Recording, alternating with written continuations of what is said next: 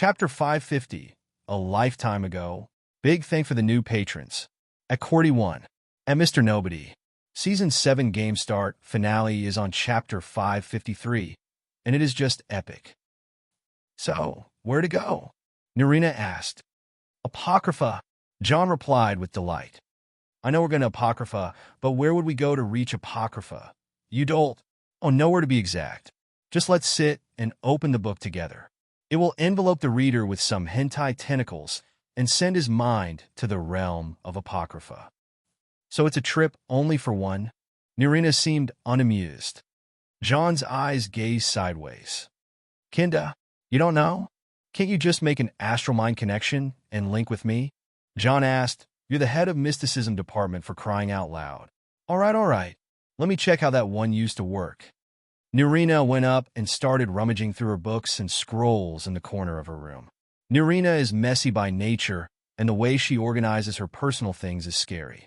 No one knew how she used to run an orphanage as a hobby, but it seemed that she could get organized if she wanted to. She came back with a book and a staff, then recited an incantation and cast a spell towards John. The two had their consciousness blackened out for a second before returning back again. Oh, that's interesting. John looked towards his hands to see them much smaller, darker, and he was holding a staff he was familiar with. Just beside him was Willem. John checked himself by touching his chest to feel it rather soft. On the other hand, the other John was checking his own muscles as if shocked by the terrifying physical power he felt. Hey! They finally understood what happened, and Narina hurriedly cast the spell back to reverse what just happened. The two returned to the way they were and realized what went wrong. Why is there such a spell to begin with? John asked. Beats me. Actually, I think I need to do some gymnastics from now on. Good. I learned nothing important, by the way. The two decided not to bring up the matter ever again and would kill anyone who may know about it just in case. The spell worked by the second try, and John could feel Narina in his mind.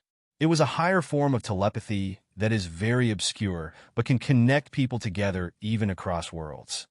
We are ready now, she said. Just remember, do not get lost in Apocrypha, or I'll be lost with you as well. We need all the knowledge regarding the divine script and the Varlians to translate the knowledge on the Eye of Magnus. John nodded and let out a sigh. In front of him were 3 black books, all under seals. During his expedition to Solstheim a few years ago, he managed to acquire 4 of the 6 black books of Hermias Mora, Daedric Prince of Forbidden Knowledge. He managed to read the easiest one in the past and learned the iconic bardic knowledge spell from it, but that book was less evil compared to those 3. Even now, he wasn't sure he could conquer those 3 books in one go. That's why Narina was here. All right, here goes nothing. Grabbing the first book randomly, John read the title as he opened the first page. Filament and Filigree. I stared at my reflection in the metal, wondering if my face had hardened to match my inner mood. I had been working the piece for days, and the forge's swelter was taking its toll. I always came to the metal shop when the dark swam over me, and today was no exception. In the midst of... Narina watched John as he read. The words written were neither poetic nor a masterpiece of literature, but rather generic and normal, yet every word he read put her and his mind to a strange state. Their consciousness started fading, and Narina could see strange tentacles growing from the book wrapping themselves around John. And everything went dark. Oblivion, Apocrypha Realm, Filament and Filigree, Chapter 1. John's eyes moved around as everything around him just felt uncomfortable. Tentacles again? For fuck's sake. He sighed as he was sure how exactly the book takes people in. He looked around and felt uneasy in this place. Filament and Filigree is a one-of-kind between the Black Book collections. It was unusually dark, the thick smell of the apocryphal ink sea, the rotten smell of old books, the suffocating scent of a dusty library. A quagmire of ink and paper, an island in Apocrypha, or rather a book. Narina, John called. It wasn't much later when a person materialized beside him, wearing a long dress and looking around the place with interest. For the place where all the knowledge is hoarded, it is a bit shabby, she said. Don't let the landlord hear you saying that. John laughed it off. Now that Narina joined him in Apocrypha through the mystic link, things started to liven up a bit. Look, that book is a lost interpretation of Vivek's 37th sermon. Nerina grabbed the book and started going through it. Ignore it. Look, a recipe book for Khajiiti lasagna. Stop it. My. Isn't this text written in Akaviri? Only Loneth can read that. I'm not sure what it says, but there is a drawing of a monkey beating up a monster with tentacles. Just drop it, please. No matter what, Nerina was a scholar and an obsessed one at that. If she finds out a world that is basically built by books, she may never leave, not even in 100 years. That is why John seemed to be more resistant to the influence of a Daedric realm than her. But still, there was Nerina, an overpowered existence that can't be even influenced this easily. She was only letting herself rummage through the collection in this place. But even if she read the whole realm, she won't be trapped by it. The reason is simple. Foi. Chaos. John and Nerina are the only two capable of using that attribute without suffering its side effect.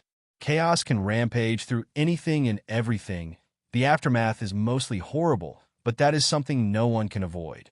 John used the chaos to break one of the towering pillars of books and threw it in the sea of poisonous ink, making a bridge. You rude son of a bitch. Haven't read that yet. Anything that the demon of knowledge hoarded isn't of value if it is just lying around. Her memoria is known to be possessive. John said, Demon of knowledge? How very Nord. When did you become religious? Nerina was unamused. Me? John felt disheartened. If there is a list of heathens in this world, it is him on its top. Let's just cheese through this place and get out of here, John said as he broke another pillar of books to widen the bridge. A Daedric entity is curiously watching you. Yeah, expected that one to happen. Hermias Mora was indeed watching. He can tell mortals apart as the Daedric prince of not only knowledge but also fate. Not in a good way in either of the spheres. It was understandable when mortals try to hide things from him, but it was also understandable when he tries to forcefully know what is it. John was using chaos to cause rampage on Apocrypha, breaking the chapters apart and traveling through them. Hermias Mora could tell that the power John used is not a thing of this world, and it is basically the opposite of existence. Existence is based on variable information, but chaos is simply something that doesn't make sense. An Apocrypha one way or the other. The spheres of Hermias Mora are actually very tricky. He may be the Lord of Knowledge, but the way he acts is to gather knowledge and lock it in his realm, driving all those who come to it insane. He is not really the Lord of Knowledge, but rather the Lord of Ignorance. Chaos can't be processed by him, thus to him, it is something of both interest and fear. Chaos is the defiance to all worldly, so as a part of the world. Hermias Mora is a part of the world, so when he sees the chaos, he sees something that he can't be curious about even though he doesn't know. John and Nerina finally managed to conquer the Book of Filament and Filigree and reached its end. There, the knowledge which Hermias Mora uses as a lure to bait the mortals in black books was waiting for them in the form of a large book with divine script and knowledge power flowing around it. 3 choices met them: the secret of strength, the secret of protection, and the secret of arcana. Each one of those represented both power and knowledge. John lusted for each of them equally, but he can only pick one. I'll take the secret of arcana, John said as he selected the page he needed. Power moved from the page to his mind and imprinted itself firmly. You have gained Secret of the Arcana. Secret of the Arcana power. You are well versed in the lost secrets of magic. You can draw magica from the power and use it directly with enough mental capacity for a short period of time. Sweet. John smiled as he read the message and started to immerse himself in what kind of power this can be. My turn. I'll pick Secret of Strength. All of a sudden, Nerina butted in and chose something completely unsuitable for her. Wait, what? Nerina. John tilted his head in confusion. Why would Nerina pick Strength? What? She eyed him up and down. Having muscles isn't something bad. She picked the power anyway, even though she could pick the same thing as John, which will insanely buff her magic. Secret of Strength, power. You don't tire no matter how demanding the physical actions you do for a period of time, depending on your original endurance. That's worthless, John said. To you with your crazy strength, she said as she looked away. A while before they entered Apocrypha, Nerina had gone through a first-hand experience on how strong the human demi-giant she raised. To her, it was traumatizing. Nerina was physically strong as she used to be a battle mage, but John is simply a freak. The way his muscles look when flexed is akin to some demonic being possessing them, with how every muscle looks like it has muscles of its own. Of course, John doesn't look overbuffed at all, since his body forging techniques pressed all that together into his fearsome body. All right, that's enough looking at my body. Sheesh, woman, I can recommend you to the gymnasium. Not interested, she said as she walked away. John smiled and followed her towards the exit portal. Seriously, it's a dare gymnasium, best in the world. Filament and Filigree was the first book to conquer. The team of mother and son went out and directly picked another black book, The Sallow Regent. Act 1, Scene 1, enter Philomena with broken scepter. Philomena, woe betide my fate-wrecked heart, which gives no tender shine to he, who gave his favors up to gods, and brought his blood-struck mind to me. Another black book, and another chance to cheese through a Daedric realm in the most infuriating of ways. Hermias Mora's Daedra are the Seekers and the Lurkers. Seekers are grotesque, tentacled Daedra that are usually guarding tomes of forbidden knowledge in Apocrypha. Seekers have the power to banish prey with sound attacks. They are rarely seen outside the Apocrypha. They have the ability to drain their prey's energy, vitality, and magicka. The Seeker can also drain knowledge from unfortunate mortals who cross its path. While they appear bestial and imposing, they are not unintelligent. Mortals who are lucky enough to pass by a Seeker without invoking its ire may witness them reading one of the many tomes Apocrypha has to offer. Lurkers, on the other hand, are large Daedric creatures that come from the murky waters of Apocrypha. They appear as tall, amphibious humanoids with gaping mouths and needle-like teeth. They have what appears to be armor or thick scales lining their lower arms and legs.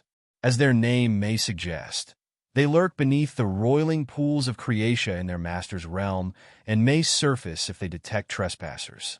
Lurkers use their long legs to stamp down on trespassers and can attack from afar by spewing tentacles from their mouths. Additionally, they can spit acid from their mouths. Their flesh has regenerative properties, allowing them to heal when they are attacked. Lurkers are resistant to poison. Unlike how things went in the game, the Seekers and Lurkers were hoarding towards John and Nerina from every direction.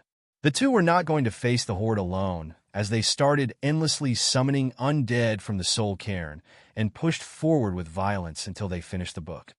The powers they were offered in the end were Seeker of Might, Seeker of Sorcery, and Seeker of Shadow. I choose Seeker of Sorcery. John, I choose Seeker of Might. Nerina, woman, you're truly going for it, ain't you? Shut up. Seeker of Sorcery, passive power. Magic costs 10% less magicka, and enchanting is 10% more effective. Seeker of Might, passive power. Physical activities are 10% more effective. Fine, I'll admit that this is not a bad one. It is actually physical. Sex counts, right? Whack, whack, whack. Ouch! Stop it. Nerina chased John towards the portal, beating him up with her staff, flexing her newfound power on him. The last book was The Winds of Change. During the reign of Elgar, I took notice of the various patterns in the thoughts and behaviors of a troubled populace, and undertook a humble plan to comprehend and, in the end, affect them. Being of ordered mind, I began my taxonomy in the lower classes, which divide evenly into those who... Another book, another chapter in the Chronicles of John and Nerina cheesing through Daedric realms. This one took them quite a while, but thanks to the time difference between dimensions, it was rather nice for Hermias Mora to give this such a good advantage. Just like the other two books, there were 3 choices, but this time, Nerina herself was confused about what to choose. Champion's Insight, passive power. You are an inspiring leader that empowers his followers. In the fray of battle, your area attacks can avoid your allies. Lover's insight, passive power. You are a charismatic lover. Get better prices and easily approach others. Scholar's insight, passive power. You are a peerless scholar. Get more insights through reading. Lover insight, no, must not think, must not choose it. Nurina was going mad over the knowledge she always wanted. It is agonizing indeed. I would love to see myself doing better than what I already can do, but I am here for the scholar's insight. John simply went with that choice. TSK. Damnation. Can't resist anymore. Nurina stomped the ground in anger. The lover's insight is mine. Heh, I knew this would happen. Nurina finally satisfied her own greed to be a sociable, charismatic character, and John had to stick to the plan of harvesting all knowledge-related powers. It seemed that he would be doing all the work on the Eye of Magnus himself. But that wasn't really true. In actuality, Nurina didn't need the knowledge and sorcery powers as much as John needed them.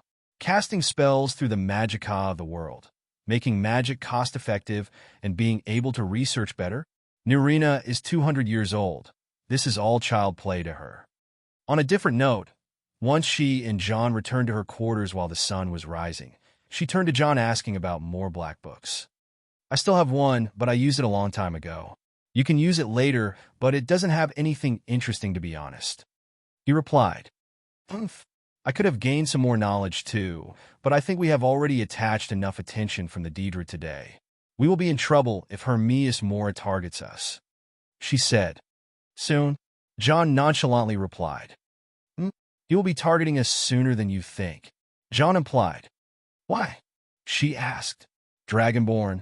John pointed at himself. Ah, I see. John spoke based on future knowledge, but it was easy to imagine that Hermias Mora would be interested in a Dragonborn indeed. So, why don't we hit him before he hits us first? All of a damn sudden, Nurina spoke up as if she found something interesting. John looked at her as if she was some kind of a fool. You serious? Yes. I guess you know something, right? You know how we can screw him before he screws us? She asked. John pondered for a while and nodded. There's a place very close here in Winterhold where we can screw him real good, John said and looked carefully at Nurina. Name, Nurina Arin. Titles, High Priestess of Sidhis, Nemesis of Daedra. Nemesis of Daedra, that's what Nurina is. A very terrifying fate she has here as her hatred towards some Daedra transcends scenes. I can also show you how to become better at using the chaos other than using it to break stuff, she said. All right. John nodded and called his staff. With a wave, Nurina's large fur coat flew from her bed to her shoulders, and she looked at John in a funny way. Trust me, you'll need it. Nurina listened and fastened her coat while John was casting teleport to a nearby place outside the college in the north.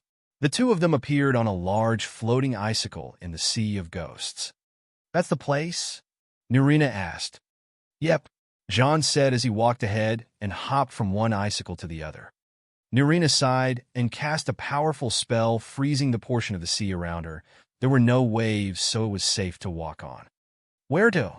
She asked. There, see that boat? John pointed ahead to a boat stuck on an iceberg with some signs of human activity around it. John and Nurina reached the iceberg as they found an entrance to some sort of an ice cave in the middle of the sea. Nurina was overimpressed and smiled vividly as she checked the bright, ice-frozen interior of the cave. It was a really new experience to be in such a magical place that felt as if it is a world on its own. John walked ahead of her, as they entered an interior resembling a large chamber made of this ice, but there were ramps leading down to what seemed like a laboratory, with a large dwarven construction on the shape of a shut-tight vault and a man rummaging through a pile of books. John saw him and smiled. He has been keeping an eye on this man for a long while now. A very powerful mage who kept to himself for the past years, only hiding in this cave and going out through portals on a few occasions such as food and clothing. John traced his teleportation once, which led to Cyrodiil and back. If a mage can easily jump between Cyrodiil and Winterhold, this is surely the sign of an arch-wizard, and a great one at that. But this one is not just any arch-wizard. Ahem. John cleared his throat as he tried not to startle the man. Don't spread. No, no, no, no. Yes, yes, yes, not like this indeed, indeed, but how? The man didn't even turn to John no matter how much the latter clears his throat. John was thinking of switching right away to the Thursday but something stopped him. Septimus? Nerina asked with a look of wild confusion and utter shock. John read the mood and remembered that this man who was not paying any attention to him, Septimus Cygnus, was a former member of the college and surely someone who came across Nerina before. They surely knew each other at least, but why is Nerina having that look? John would avoid Nerina when she glares. This is not the time he would want to be the one receiving those glares. On the other hand, Septimus reacted to Nerina's call. His head turned around the moment he heard his name on 3 shakes. First, he was confused by the name he heard before he remembered it was his. Second, he tried to recognize the voice calling for him. Third, his instincts made him completely look at the caller with his face, showing a hint of recognition. Of course, she was familiar to him, very familiar. Nerina, girl, here you are. I couldn't find you anywhere. The place is a mess, a measly mess. Go fetch me that book, the gold-red book, the one with the dragon book. The way Septimus spoke as he was kneeling in front of his book, the hint of extreme familiarity to Nerina was strange. Nerina didn't reply, but rather sped forward towards him and held the old man from the collar of his robes with a furious face. John didn't know what is what, but Nerina is really not okay at this rate. She pushed Septimus up and pinned him to a wall, making the man groan, but he still kept mumbling. You fool, you old fool. John ran and held her away from him before she would do something they both regret. Nerina, get yourself together. John managed to place her a safe distance from the man, whose face was carried a similar surprise to John, but his mouth kept mumbling. Nerina looked at Septimus with an angry face, but she later held her forehead and was almost on the verge of tears. To think that this ice queen was this emotional regarding some man she never mentioned before. How many years, you dumb son of a bitch? Her anger was suffocating her as she spoke. The blocks were built on each other, the tower reached its perfectness, and there was no more top. Heaven if heaven were reached or breached the heaven tower, but the heart. Septimus kept mumbling, making the look on both John and Nerina turn even stranger. The man was even worse than his condition during the game. Just what could it be? John brought Nerina here, based on his game knowledge, to do something about a certain important quest, but he didn't expect the drama channel to be sponsoring this place. Nerina, what on Nern? He asked, pointing at Septimus, who slid back to the ground, looking into his books. Nerina looked with extreme sadness at the man she never expected to see.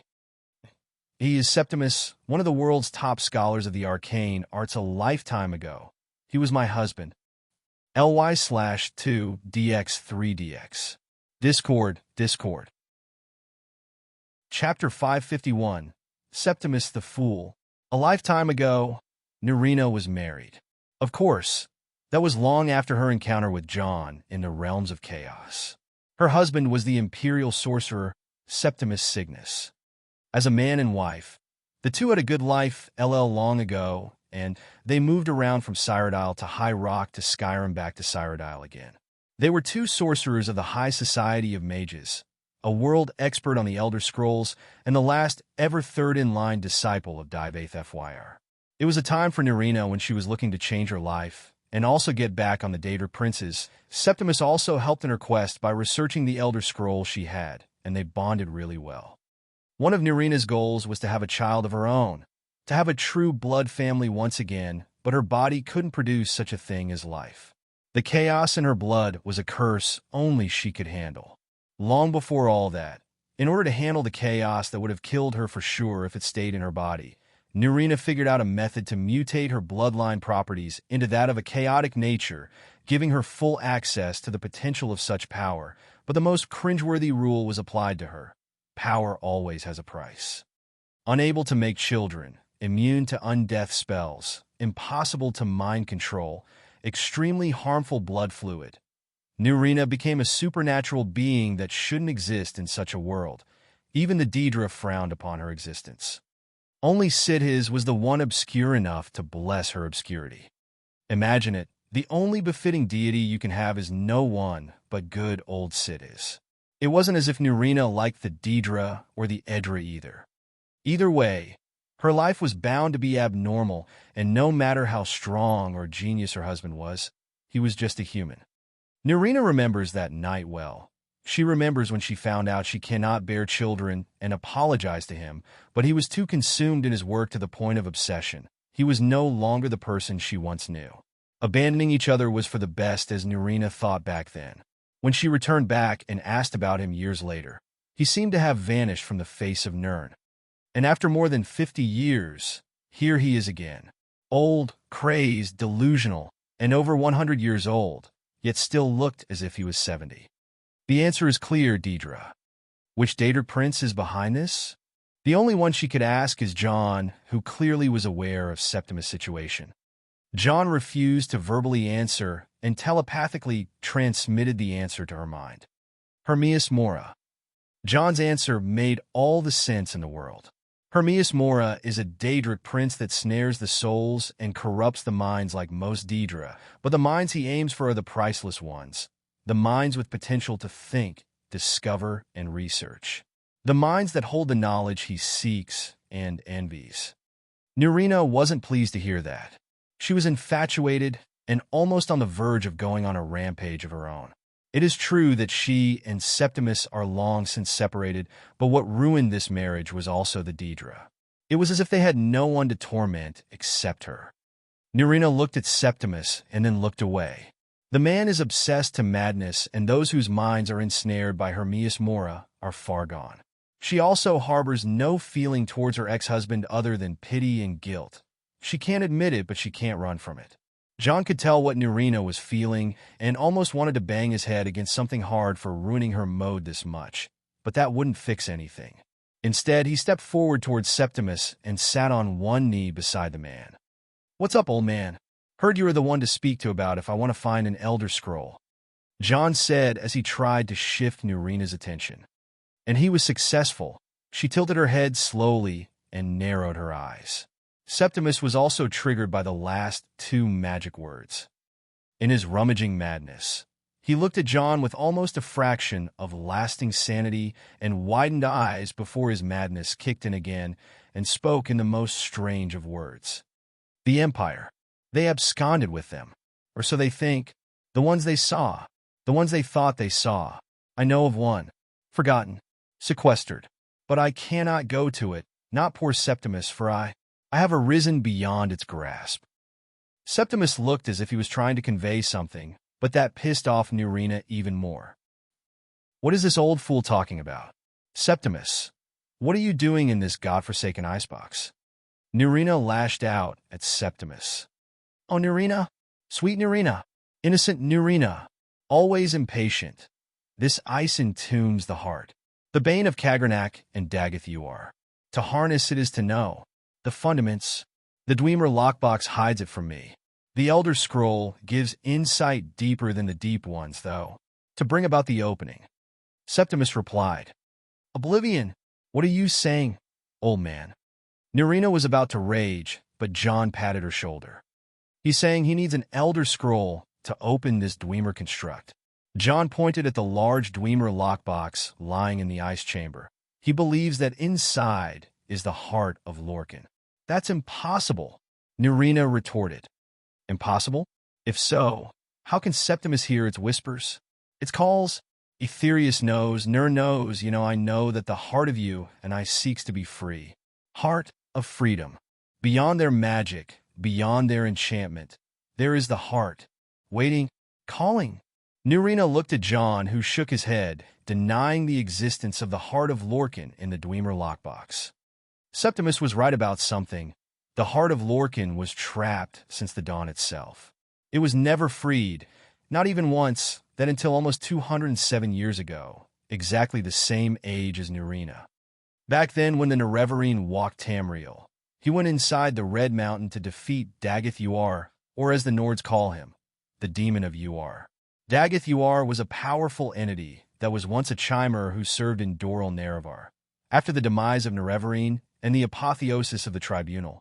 Daggett was cast away along with his house until they resurfaced 2 centuries ago to steal the power of the tribunal and claim the heart of Lorcan and its powers. The unwavering's role was to stop that, and in order to do so, he had to set the heart of Lorcan free.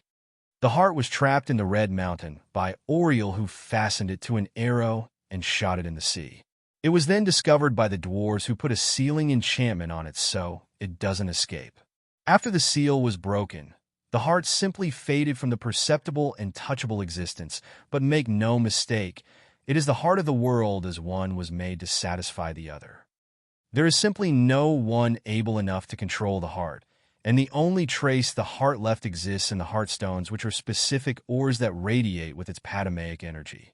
Also, John Dare is the only person in the world able to harness this energy through the tools of Kagranak, which only he possesses. Back to the folly of Septimus. Nerina was in the mood to argue with a madman despite her usual chill attitude, and tried to convince him that there is no heart of Lorcan in the lockbox. On the other hand, John left them and went to examine the lockbox on his own. From the first glance, there was one word on John's mind, and that was absurd. Not even the skeleton key would open this. To use this skeleton key, one must know exactly what he is locking or unlocking.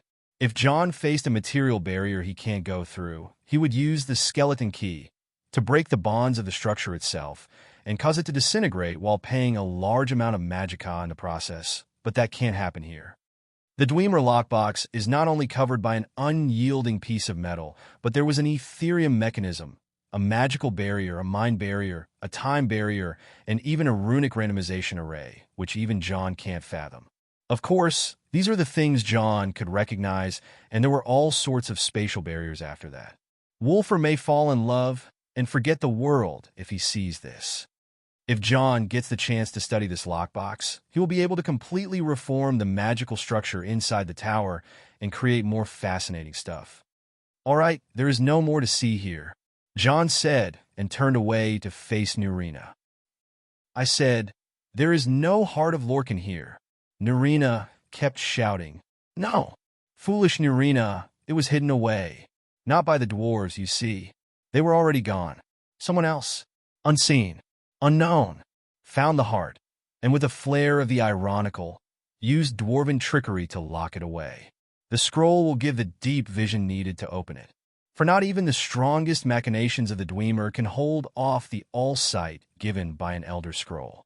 Septimus replied calmly, I am not giving you my Elder Scroll, you dumb fool. John sighed from the tiring conversation and decided to intervene. Okay, there is one thing for certain here. This lockbox is tightly locked and won't open unless we use an Elder Scroll and a Dwemer passcode. He said, not happening. Nerina refused. I am with you, but what's inside is the knowledge we need. Someone sealed it inside from Hermias Mora, and he wants it back. That's why he sent this guy here to figure it out. John added, oh, you know of my lord? You know of my quest? But you can't. He doesn't send, he doesn't call, he doesn't message, he doesn't. Septimus rambled. Nope, he's pretty good with FaceTime. John shut Septimus up. All we need is to take this lexicon and that attunement device to Blackreach. How knowledgeable. Indeed. Indeed. Septimus nodded. Blackreach? Isn't that a project you still haven't started? Nerina asked. Yes, it is about time actually. John made himself at home and picked up the attunement device and the empty lexicon from Septimus' workplace. And where is Blackreach? Nerina asked. John turned to Septimus and repeated the question while winking to Nerina, who rolled up her eyes as Septimus started singing. Under deep, below the dark, the hidden keep, Tower Mzark, Alftand, the point of puncture, a first entry of the tapping, delve to its limits, and Blackreach lies just beyond. But not all can enter there. Only Septimus knows the hidden key to loose the lock to jump beneath the deathly rock. I love this one. John and Nerina exited the cave after she failed to take Septimus away from his obsession. She asked John if he would be all right, and he told her the truth. When the time comes, if the time comes, and she wants to protect Septimus, she will have to be accurate with her timing. After a long day, Narina decided to brood a little over the sea. John took his excuse and returned to his home, the Dare Tower.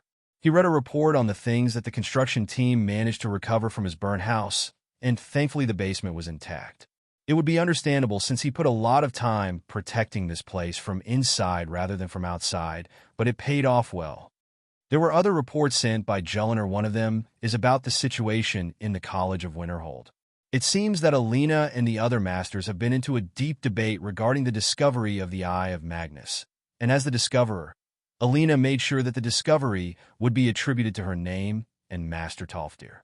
She also insisted on calling it the Eye of Magnar, rather than Magnus, which is the Nordic interpretation for the same deity. The elves were unhappy, but Alina was doing it on purpose. However, that was not all. Master, a silhouette appeared from a secret corner as it knelt in front of John. There is no one who calls John by that title except for Jax and Beth, but there were also those guys. Dare Mercenary Corps, Team Zero, the ones known in the underworld as the Black Pigeons. Report. The unit is ready to move, Master. Also, Master Johnrad and Master Tyr are joining the expedition. The agent spoke. Father is holding a grudge, of course. John nodded. Anything else? There was a report that arrived from Whiterun just an hour ago. We intercepted an Imperial secret letter. The agent said. And we are not fully sure, but the letter is commanding the Legion to search for a certain object. According to what we know, it is an Imperial national treasure that was stolen while transported. A national treasure? John tilted his head. Yes. The secret command also made it very important to not let any Thalmor agent find the item in question and temporarily pause their movements in Whiterun Hold. From what we heard going around between the Legion upper brass, they can tolerate anyone, even a Stormcloak, to find this item but not an elf. John furrowed his brows. He never heard of anything like that before. A lost treasure, no elf can have it. The Legion is making an uproar. It must be a matter of great pride to the Empire. What the hell is General Tullius thinking to be sloppy with a national treasure? But if that's the case, then a new item to the collection is something John can't resist. His greed is boundless after all. All right, look into that, but for now, let's focus on our party, shall we? John said, and the agent retreated. No one was around now. John smiled and turned to a bookshelf. He moved 2 books, and with the third, a click was heard, and a part of the wall moved. Classic. Beyond the hidden door was a stairway leading down beyond the service stairs, all the way to the middle section of the tower where there was a concealed room. There, John could see Johnrad and the waiting for him. The 3 nodded to each other. Gentlemen, we have located the dragon cult. Chapter 552 Cliffhanger.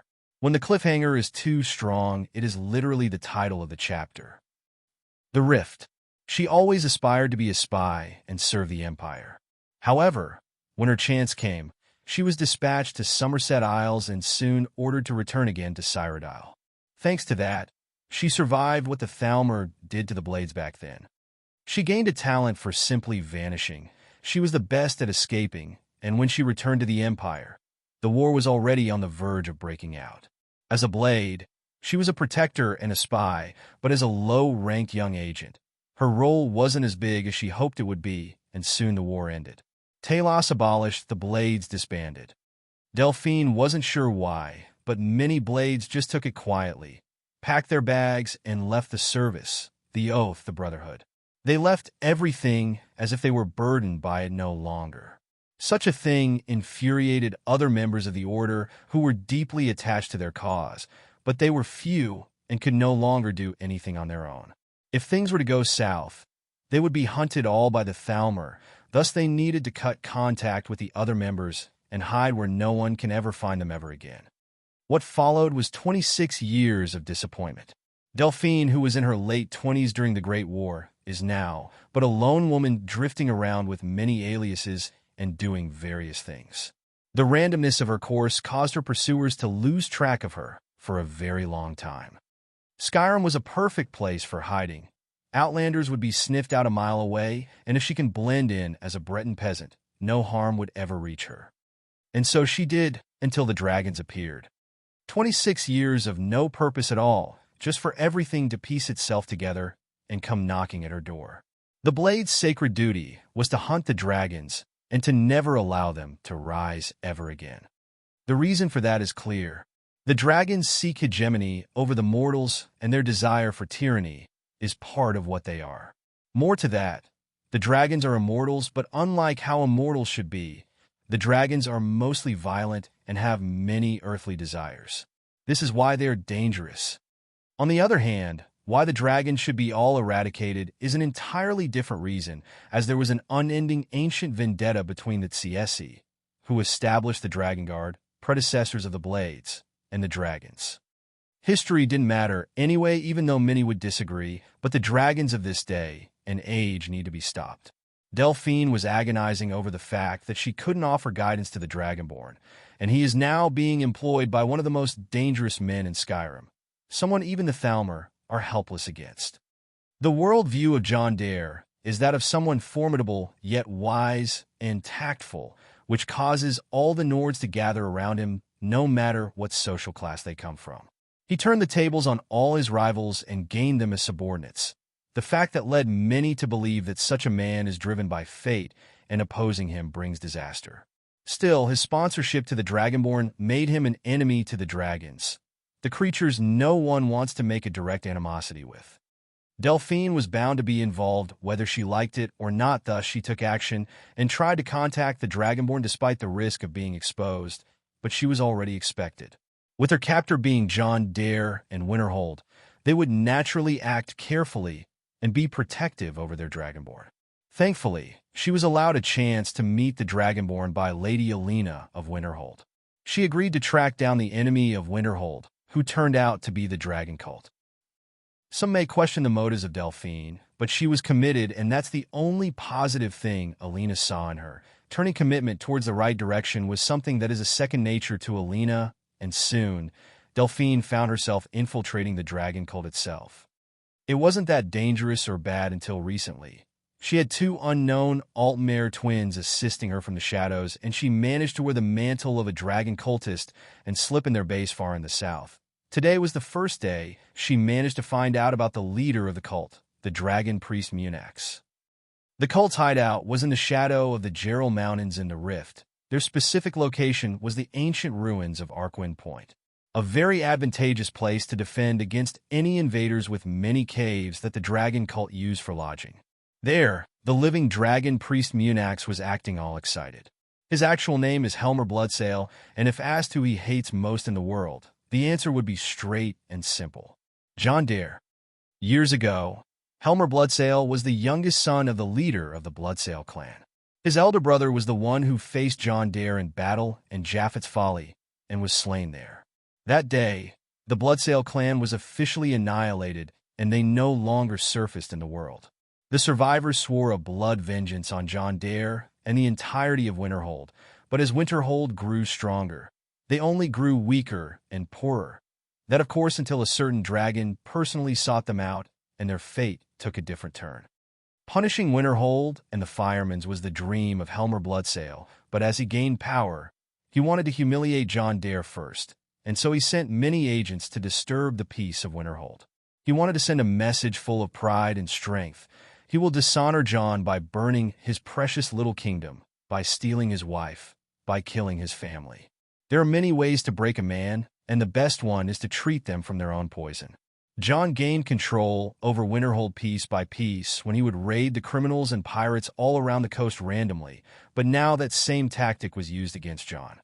It is true, Winterhold was unfazed, but damaging their reputation bit by bit and weakening their standing will take time, but Winterhold will never know where the hits come from or how it all happens.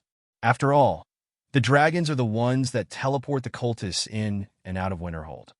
The Dragon Lords are really formidable. To think that there is another monster beside John Dare that can harm them is a frightening thought even for the newly appointed dragon priest, Helmer, but the dragons themselves assured him of their win. How can they not win with all their power and magic? The dragons even guided Helmer to gather more allies from many different clans that are enemies with John Dare, and even from the Forsworn Reach people. The cult even resorted to kidnapping innocents and turning them into lesser Daedric minions by infusing their souls with Daedric beings. It was like amassing an army without putting any effort, which is the dream of any Avenger like Helmer. Despite all that, Winterhold made a very solid resistance, which infuriated Helmer.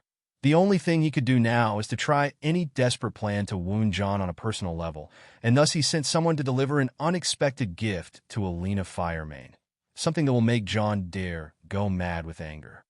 He waited for the good news to return, but it seemed that every operative he had in Winterhold were purged in a single swoop, which felt threatening, but it wasn't all that important. Helmer had many expendables to use. It wasn't a wide knowledge, but the dragons said that the Daughters of Khan, which were once known as the priestesses of the Hawk cult, possess a frightening insight, as nothing can escape their eyes just like the Hawks. If the dragon cult can possess that, then they should burn it to the ground. Either way, Helmer had another matter to attend to. He was finally going to be crowned as the official dragon priest of this branch of the Wise Dragon cult. The honor he felt was indescribable. His operatives managed to dive into a Nordic ruin, defeat an ancient dragon priest that can no longer hear the voices of the dragons. With the dragon priest mask that the cult retrieved, Helmer will hold immense power and will be able to challenge Winterhold openly. A living dragon priest, how epic would this be? All that remains now are the dragon lords who would name Helmer their priest and rename the mask to Munax from Volsung. He would be the first living dragon priest in Skyrim, probably more than 4,000 years. Lord Munax, but as always, trouble in paradise. Seeing one of the slaves come running to him and kneel on both her knees before the central stage of Arkwyn Temple. Speak! Helmer took away his attention from the priceless dragon priest mask and looked to the slave in anger. A wounded man, he entered the valley, and the slave spoke in a shaken tone as Helmer's anger grew further. And why would I be inconvenienced with that? He asked while aiming his staff at the slave. The slave lowered her head to the ground and pleaded for mercy as she replied. Wait, Lord Munax. The other warriors said, he is one of your people, Lord Munax. He is a Bloodsail clansman who was assigned to kill the people of Winterhold. He is all covered in blood, and his injuries are severe. As the slave said so, Helmer's face became solid as he knew who exactly she spoke of. The man he sent to kill Alina Firemane is his close relative. Seeing the change of his expressions, the elders of the dragon cult, who were actually reachmen and witches, understood that there is something not going according to plan and followed their leader. The Arkwyn Valley is very hidden and secure, so an operative returning out of the blue is concerning as he may be followed. Also, the cults use teleportation methods to go in and out, so they can't be tracked. Bring him here right away. Helmer ordered the slave and stood tall among his followers, trying to keep his composure. His relatives are the most important thing to him, and harming them is a taboo in his book, thus he couldn't focus any more on his coronation.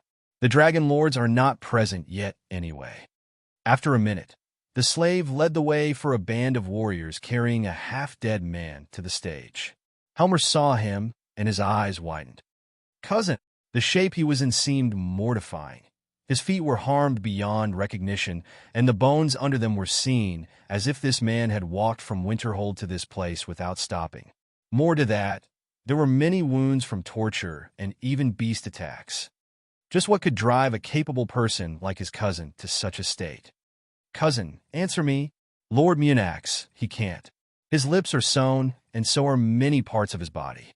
That's some barbaric way to treat a warrior. The leader of the cult forces spoke as he pointed out the wounds. Helmer looked at them in shock, and his face twisted. There is some life force in him, Lord Munax. It is strange, as if it's kept by a thread.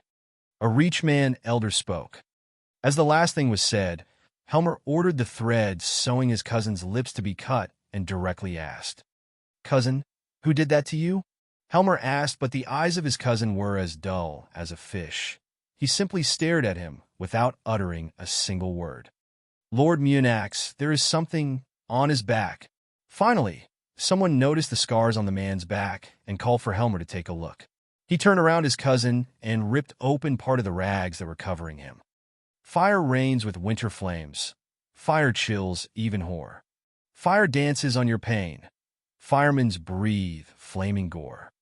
Fire hair and fire stare, and fire song, so hear me roar. Fire and curse and flame. Helmer stopped reading the words not because he wasn't trying to read what was written on his cousin's back, but it is the head.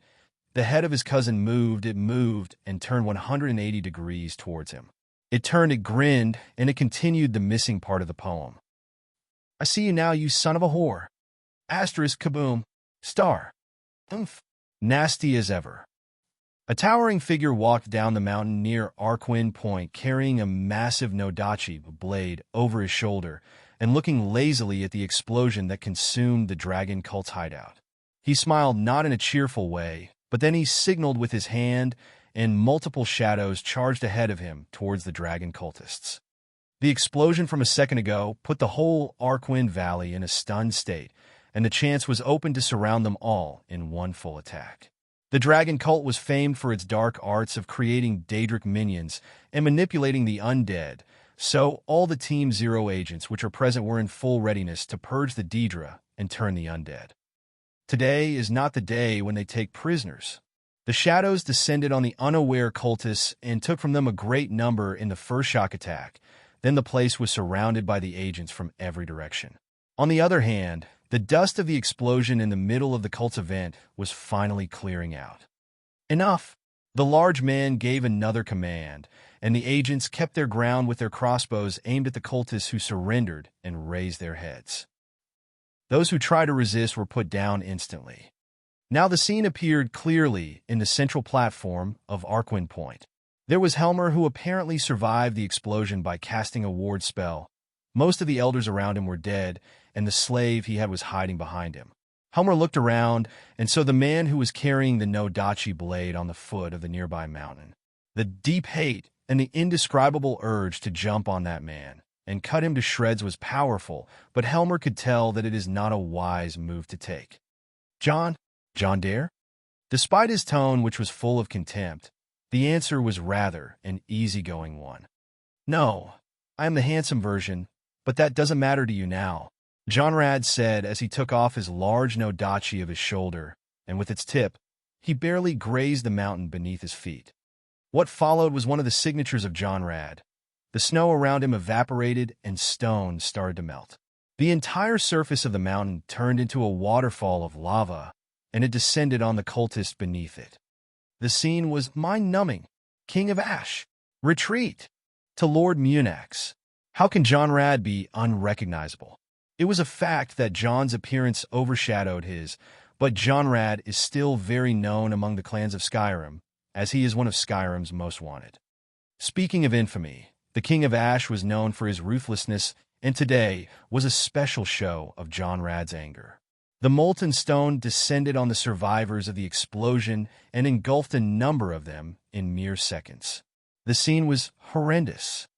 In front of flame and earth-based magic, the corpses of the men he kills would turn into frozen figures of hardened lava before they completely disintegrate into ash. Not just the men, but their weapons, their armors, their magic. Jonrad, the King of Ash, carried such a name for a reason, and his flames today burned with rage. In one direction, there is Jonrad. From the sides, there is Team Zero blocking the escape routes. What remained was to retreat backward, but only one person dressed like a Team Zero agent was coming from the direction. Helmer looked around him and realized he was baited. Somehow, John Dare proved to be even more sinister and terrifying than anyone's imagination. They sent a bomb to his house, and he returned with a bomb which had a strange feeling to it. No matter what he does, Helmer was having a hard time gathering the magicka in a complicated spell, and the people around him were completely silenced. The effect of the patamaic energy is very potent. It is basically an energy opposite in properties to magicka, and soul, thus you may never be able to do much around it. Politely explaining, the man coming from the back alone spoke. The dragon cultists gathered around Helmer, fearing for the life of their leader, who is their only hope to revive again.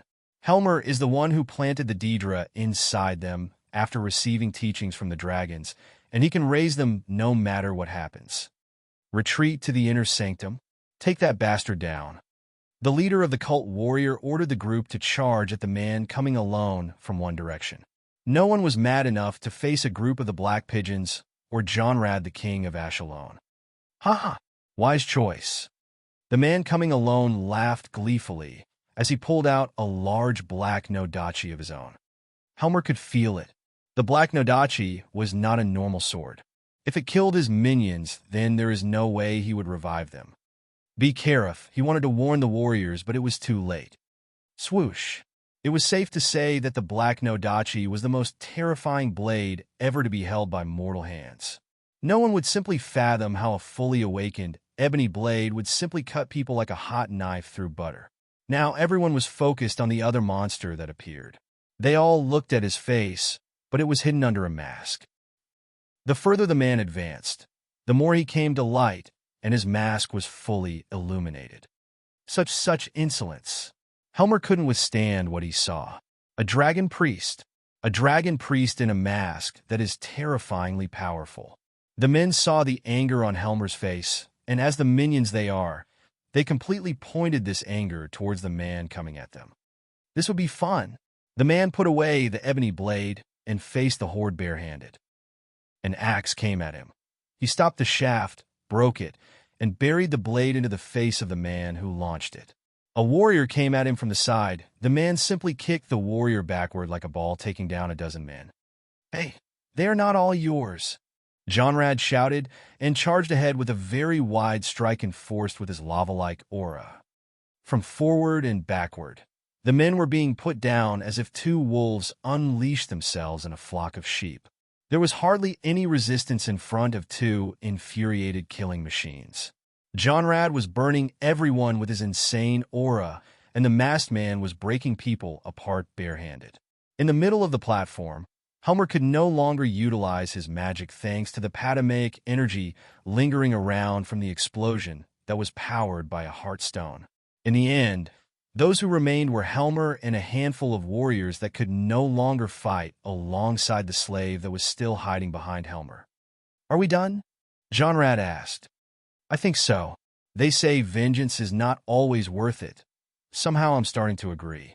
From now on, I'll stick to poetic vengeance. The masked man replied. Now you're being nasty. It was safe to say that John's attack plan dismantled the dragon without much resistance, as expected of his tactics, which fit small-scaled raids rather than open battles. Helmer could only look between Jonrad and the masked man with anger. You ruined everything, he said in blinded anger. You're welcome, Jonrad replied. And you the nerve? What gives you the right to wear the mask of a dragon priest? Helmer roared. The masked man laughed as he removed the mask and showed his face. I made it long ago. John Dare was in behind the mask after all. It was as if he was mocking Helmer and everything he ever stood for. John Dare. Not only he was the one who ruined the Bloodsails clan, but he was also wearing a dragon priest mask as if it was nothing. At that moment, Helmer decided to be reckless as he put on the dragon priest mask, which he hasn't claimed yet. I, Munax of the Wise Dragon Cult, swear upon the name of my lord Anakindrag that this won't be forgotten, John Dare. Instantly, Helmer gained power. He gained a lot of power that he was able to free himself from the burden of the patamaic energy, hindering him, and proceeded to run away. John and Jonrad were not even worried as high above in the air. Pride was stationed to cancel his teleportation as soon as it started, but what was unforeseen for both John's side and Helmer's side was what happened next. You will never escape. The slave, which was hiding behind Helmer all that time, made a move.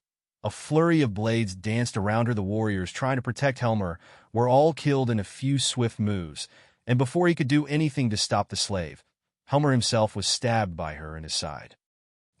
I see. John and Jonrad were still unfazed by what happened as they watched the slave take down Helmer with interest. The moment Helmer fell on one knee, the slave kicked away the staff in his hand and took the dragon priest mask of his face. You! Helmer couldn't believe this was happening. The power he boasted to be able to bring down Winterhold, the power he cultivated for so long, was dismantled and brought down by the likes of a slave. No, not a slave. The so-called slave removed her hood, and beyond the disguise, It was someone John didn't really wish to meet. TSK. Delphine. John Dare, we meet again. Delphine twisted her dagger in Helmer's side and pulled him up before throwing him at John's feet. Yeah, whatever. You ruined it again. John looked with disinterest at Helmer, who was but a young man a year or two younger than him. He crouched down in front of Helmer and raised him by his hair. John Dare. Delphine wanted to speak, but John groaned and rolled his eyes up. Thane. John Dare. John corrected her insolence. All right, Thane John Dare. We meet AG. Stop it. John spoke in annoyance. Every time you open your trap, I feel like I'm losing IQ. Wait for your turn. Sheesh. John exhaled with a tired face and finally looked at Helmer with a wide smile. I must apologize for the late introduction. I was planning to torment you more, but John looked at the dagger sticking at Helmer's sides and took it out. Worse has come to worst, I assume. John returned the dagger to Helmer's side once again. Groan. So a dragon priest, huh? I was really looking forward to hearing how this happened. Piss off. Helmer replied with absolute abhorrence. Sigh. You're making me look like the bad guy now. John spoke as he started shaking out the dagger in Helmer's side. Helmer was about to pass out from the pain, but John's provocative smile made him want to punch John's face at least once. You know, before I came here, I want to track down your people who escaped that day through the sea. According to my friends in Morrowind, they live in the outskirts of Blacklight City in a small farming village. John said as his smile was faint, very faint, as if he was displaying a state of dominance over the helpless Helmer. And here it was Helmer was shaken in the hands of John. You won't believe it when my friends from House Redurand told me the story of your people. They said that some Nord outcasts who ran from Skyrim came to work as farmers had some adult males among them, and those males had to hide themselves from the Imperial ships along the sea by. John smiled gleefully for this one. You? I'll kill you. Ha! So it is true. You manly men had to dress like women in order to avoid us? John burst out laughing. Don't tell me you shave your beards and chest hair as well. John stood up and spat on Helmer. Milk drinkers. John kicked Helmer in disdain. And you had the guts to say you would kidnap my wife? My wife? The female dare? To further humiliate Helmer, John cast an ice spike spell at Helmer's nether region, and for the first time, Helmer screamed from the pain as he was completely overtaken with pain. Do we have prisoners? John looked at the agents around him and asked, Someone tell me if it is true that this guy was chosen by a dragon to be a dragon priest. Now that his anger was gone, John was no longer planning to keep Helmer alive. Thane John. On the other hand, Delphine was smart enough to be the one to answer John's question by offering him the dragon priest mask she took from Helmer. Oh, a corundum mask. That's supposed to be Volsung's mask. So, the new dragon cult is collecting the relics of the old dragon cult. Interesting. Volsung, dragon priest mask. Water breathing. Fortify barter. Fortify, carry weight. John retrieved his sword and pointed it at Helmer's neck. You will tell me all I want to know. If you don't, I will pay a visit to that little village in Morrowind, and you must know what I did to the Forsworn by now. Bastard. Start speaking. Never. John solemnly looked at Helmer and nodded. Their blood is on your hands then. With one clean stroke, John intended to behead Helmer cleanly, but tid clo all. Time sand eternity. Time slowed down. The perception of a normal person may not realize that the time was being held back by something, but to a Dragonborn, his senses caught the change of time and space. A dragon. John noticed the dragon diving from the sky towards Arcwind Point, and the situation became exceedingly dangerous. In a second, John gathered all the people around him in his magic and teleported away. Boom! The dragon landed where everyone was, and the land shook under his massive body. The whole valley started to shiver as the dragon unleashed his power in the surroundings. Jormay! With one of his feet, the dragon grabbed Helmer and cussed at John before spreading his wings and attempting to fly away. No! John felt a great deal of anger as his prey was snatched from him. John, wait! With a burst of his power, John unleashed himself mid-air and recklessly used his magicka to blast himself towards the dragon, but the latter evaded John effortlessly. "You won't escape." The scene shifted from the situation on the ground to the situation mid-air. John can never catch a dragon with his flying magic, but he knows a friend. Zykel. Get them! John's favorite summon, the Daedric Titan Zykel, broke through the mists of the void and intercepted the dragon mid-air. Fasava Carlos Dar? What abomination is this? The dragon couldn't understand what kind of creature he just saw, but he surely felt the draconic essence of it. As the dragon and Daedric Titan clashed, the result was the triumph of the dragon, but Zykel still had the advantage of surprise as he kept biting the dragon's neck and trying to flap his wings to disturb the flight of the dragon. For a few seconds, he was successful, and that's all what John needed. Slash! John rushed mid-air, and with a clean strike, he beheaded Helmer before he could even scream. Jor hi Fazrat Zei. Mortal, you offend me. The dragon felt insulted for his mission to be messed up like that. He quickly discarded Helmer's body, and with his 2 legs, he literally held Zykel from the chest and tore him to 2 pieces. Why, well, Torshul. Fuck! John saw the incredible power of the dragon as the beast turned towards him. He instantly called Pride over and cast a protection ward as the dragon's breath came after him next. The pressure of the breath blasted John away as he landed down in the valley like a meteor. The world was utterly silenced from the maneuver that just happened. From the moment when the dragon landed to the moment when he fire-breathed John, it was all 7 seconds. Prepare to retreat. This isn't a fight we can handle. John Rad commanded Team Zero, as this is no longer a battlefield for mortals. Meanwhile, the one who ran to support John was Delphine. "You're all right." She rushed to where he landed and saw him getting up while holding his back. "Do I look how it is you?" John didn't like being around Delphine and spat the dirt that entered his mouth. "Thane John, I think it is high time you call the Dragonborn," she said with an excited face for some reason. "What? The Dragonborn? Oh, you're right." John stood up massaging his butt and looked up to see the dragon flying around in a low attitude and aiming to commence a second attack. This asshole lizard. John was annoyed as an urge drove him from the inside to go up and beat that dragon to submission, but before he could do anything, someone called for him. "Joe want?" The voice was absolutely familiar to John, and he instantly turned around. "What brought you here?" Far at the mouth of the valley, a huge young man stood beside John Rad. He waved at John with something large. It was Wolfer. "Catch!" Instantly, Wolfer tossed the large object he was holding across the valley to the direction of John, who stepped aside and let it pass him before catching it from the shaft. The object was clothed, but with a single move, John tore away the wrapping, and all of a sudden, he felt as if his soul was being sucked away. This is... John's utter shock was displayed on his expression greatly. He swallowed his saliva as the dragon in the sky turned around to land over him. John just turned around, and with an expression of extreme happiness, he launched the weapon Wolfer forged at the dragon. It was a polearm almost 2 head taller than John. The shaft was made to resemble a spine, and the blade was that of a grim-looking axe. On the other side of the axe was a hammerhead that shaped into a skull, and above both the hammer and the axe was an arm-long spearhead. The weapon was of course not enchanted, but forget about the damn enchanting. This is a Daedric ebony halberd. With John's full power behind the halberd, the dragon felt the threat of the attack and decided to dodge, but the halberd hit his wing and didn't stop.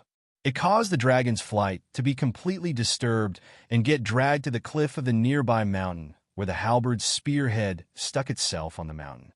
The dragon was helplessly hanged, unable to free his wing with the risk of completely ruining it if he tries to take it off forcefully. On the other hand, everyone else was utterly taken with the combined power of the weapon and John. Even John himself was holding his racing heart. However, Delphine was now looking at John, who was putting a certain helmet on his head. "You know, I have the perfect name for that halberd." John looked at the weapon hanging the dragon on a cliff and smiled like a kid who just received a holiday gift. "Cliffhanger." Chapter 553, Hail to Ismir. Season 7 Finale. The Dragon Cult of the Wise Dragons is the most important faction in the dragon cult ever since the time of the Dragon Empire and the events of the Merethic era. Naturally, the Wise Dragons were those dragons who exceeded the other dragons in terms of knowledge. They were the scholars among the dragons, but their greatest purpose was to gather information and strategize. It was said that the reason Alduin was taken down was not entirely due to Perthernak's switching camps, but mostly due to the fall of Onakindrog, the wise warlord. Onakindrog is one of the largest dragons. Not only is he one of the most ancient, but also the dragon that comes after Perthernak's in seniority. The nature of the Wise Dragons cult is reflected by their dragon lords, who value tactics and like to dismantle their enemies before conquering them. This special trait of that branch of the dragon cult made the Nords target them before any others during the war in the First Era. With the downfall of the Wise Dragons cult, the horde of Alduin was as blind as it was haughty, and they were being put down at a frightening pace. It is said that if Onakindrog had survived during the Dragon War, Skyrim might have been ruled by the dragons until this very day. No one is sure if it was jinx or some divine curse, but the Wise Dragons cult was faced once again with a major setback. A very persistent Dovahkian with pockets as deep as the Empire's coffers. Dragonborn John Dare. Wywell Torshul. Fussaroda. Even for a Dragonborn, facing the Thursdayum of an actual dragon was a feat to admire. John completely blocked the Thursdayum of the dragon he was facing with his own, equally even. Anyone can say whatever they want about this situation, but the dragon was speechless. Dovahkian, Hi Los Mull. Dragonborn, you are strong. Kogan, thanks. The dragon felt the pressure of John's Thursdayum and realized he was against an opponent of equal standing. But one thing kept the dragon in shock, not just the dragon, but also Delphine. John Dare is the Dragonborn. This was a disaster served on too many shocking realizations. Just before John throws the Daedric halberd, he just got at the dragon. He switched the Krylon mask with the helm of the Dragonborn. If there is anything to understand from this, then John Dare is not only a tiger who got wings, but with his money and resources, he is running on a jet engine as well. He has the power, he has the money, he has the authority, he has everything. John wanted Delphine to know this fact firsthand. Now to the dragon. He shook his wing violently and freed himself from the halberd by swallowing the pain and letting his wing through. Seeing how John killed the dragon priest candidate he wanted to take away, the dragon was already in a foul mood.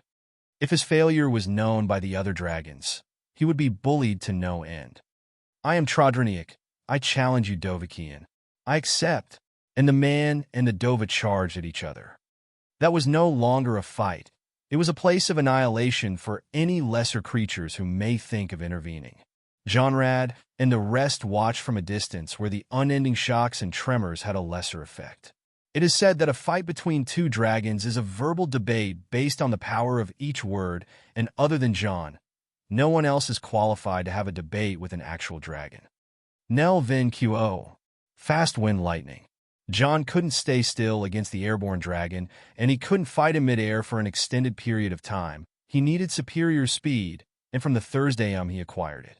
Evading the dragon's shouts left and right, John moved like an Ifrit on lightning barely perceived by normal people until he was the closest he could get to the dragon. Trodronic seized the chance and breathed fire. Wywell Torshul. Would not KSD. The moment the fire breath was sent at him, John jumped with a whirlwind sprint, shout aiming at the dragon right above. In an instant, he was right beside the dragon. And have a cookie. Greed moved from John's ring and went into his gauntlets, applying the transformation on them. Ozidal's evil fists turned into their second form, Oziad's titan hands, and John punched with his strong right at the dragon's face, enforcing it with a thunder cookie. Asterisk Kwong. Star. The clash between John's attack and the dragon's head was like a thunderclap, except it was a thunder slap, and Trodronic was sent on the ground. Zap! John teleported right where the dragon was crashing and waited for him with double the amount of wickedness. Double cookie. Hot and steamy. Asterisk Kwong. Star. Two thunder cookies hit the dragon from the back, sending him toppling on the ground. Zap! John teleported one more time behind the dragon that was trying to gain his footing and held him from his tail. And for the big finale, holding the tail, John energized all his body with aura and started pulling the dragon from his tail, but he couldn't pull the dragon at all. Trodroniak was curiously looking at John. John awkwardly looked between the dragon and the tail, understanding that punching the dragon is easier than carrying him around. He silently put the tail on the ground. Fine, let's do punch-in. Trodroniak didn't bother to hear John out and struck him with his tail. John barely managed to block it with his hands, but the force behind the attack flung him away at the nearby mountain. No matter how many times he punched the dragon, there was no way he could affect his tough scales with blunt strikes. Now they faced each other again, concentrating hard on one another. Trodroniak seemed to be trying to move things around with a shout. Slash! From behind the dragon, a sudden attack landed silently on his wing, cutting it open. Asterisk roar! Star! Trodroniak didn't expect that someone would dare to interfere in a fight between him and Dovahkiin. But as soon as he turned to breathe his flames, John arrived in front of him with the Daedric halberd stabbing at his neck. Trodroniak was suddenly flanked and couldn't fly before healing, so he attacked with his wing again at whoever attacked him first. The feeling of his wind landing never came, and another slash landed on the same wing, preventing the wound from healing. John missed the first attack with the halberd, and Trodroniak seized the chance to escape from the situation. Would nah, KSD. Shouting the whirlwind sprint and leaping up while doing it, returned Trodroniak back to the air, but his right wind gave him no advantage in flight while it was injured. Thus he landed on a nearby rock instead. From there, he could see John standing beside a large figure made of bone. Wrath held his hand up and summoned bone arrows to shoot at Trodroniak, but John stopped him and looked somewhere else. Your turn. Trodroniak didn't want to lose focus on John, but he had no such luxury now. The moment he detected magic nearby, he wanted to shout at it, but all of a sudden, the rock he was standing on crumbled to pieces. He flapped his wings and tried to avoid falling, so he pushed himself forward with his injured wing. Yet amidst all that, he saw John's smile grow even wider. Where he was going to land was the problem, and he can no longer stop it. John laid the trap very carefully, and Trodroniak was too late to notice it. Trodroniak crashed down, and the land retaliated at him, and 100 stalagmites rose from the ground. Ha! Eat that! There was no turning back. Each stalagmite struck Trodroniak was as painful as the curse of a Daedra.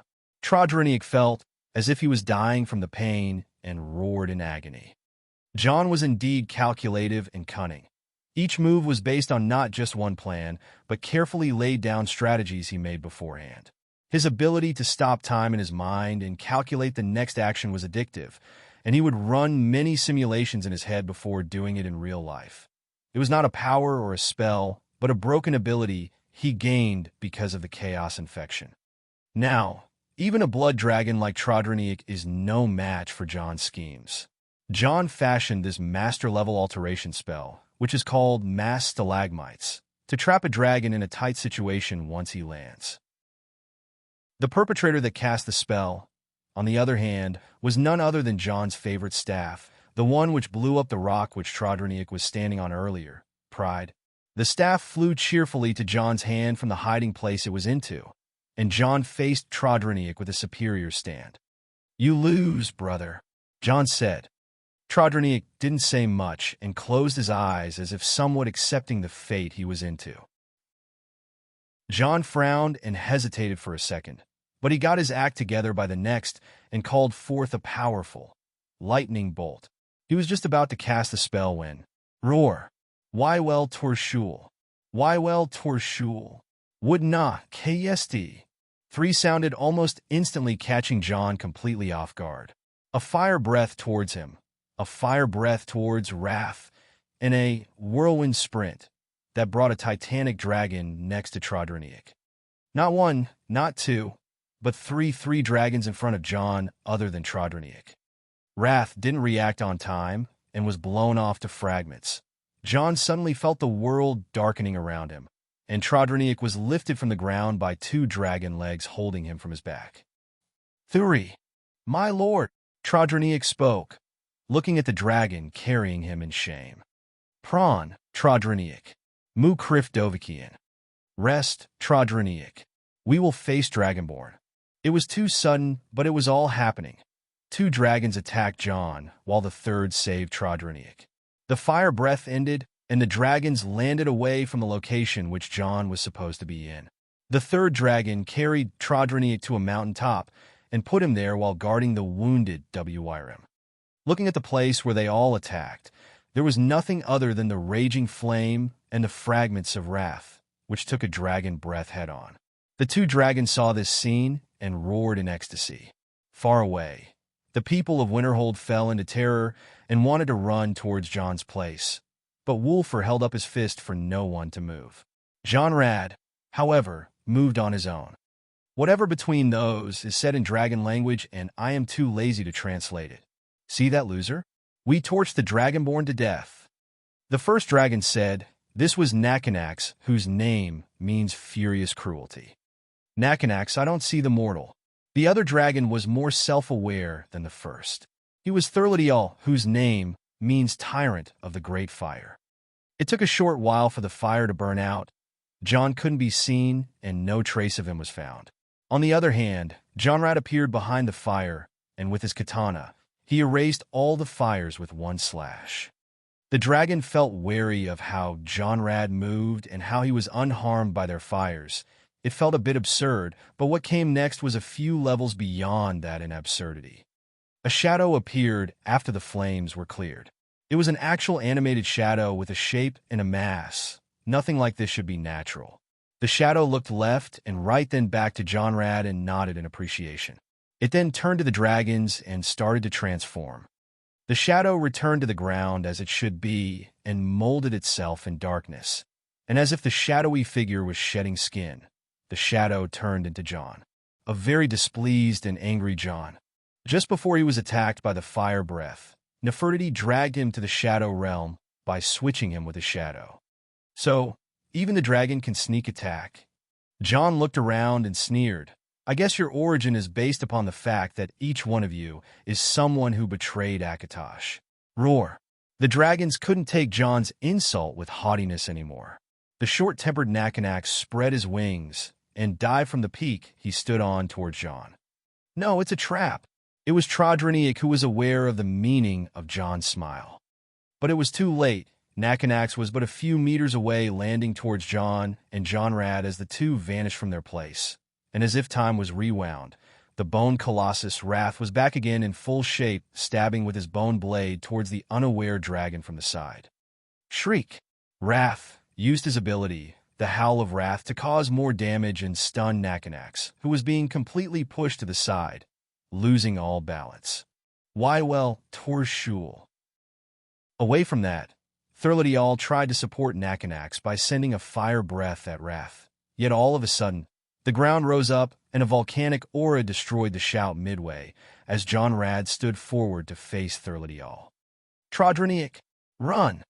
On the other hand, the third dragon told the injured Trodroniak to escape.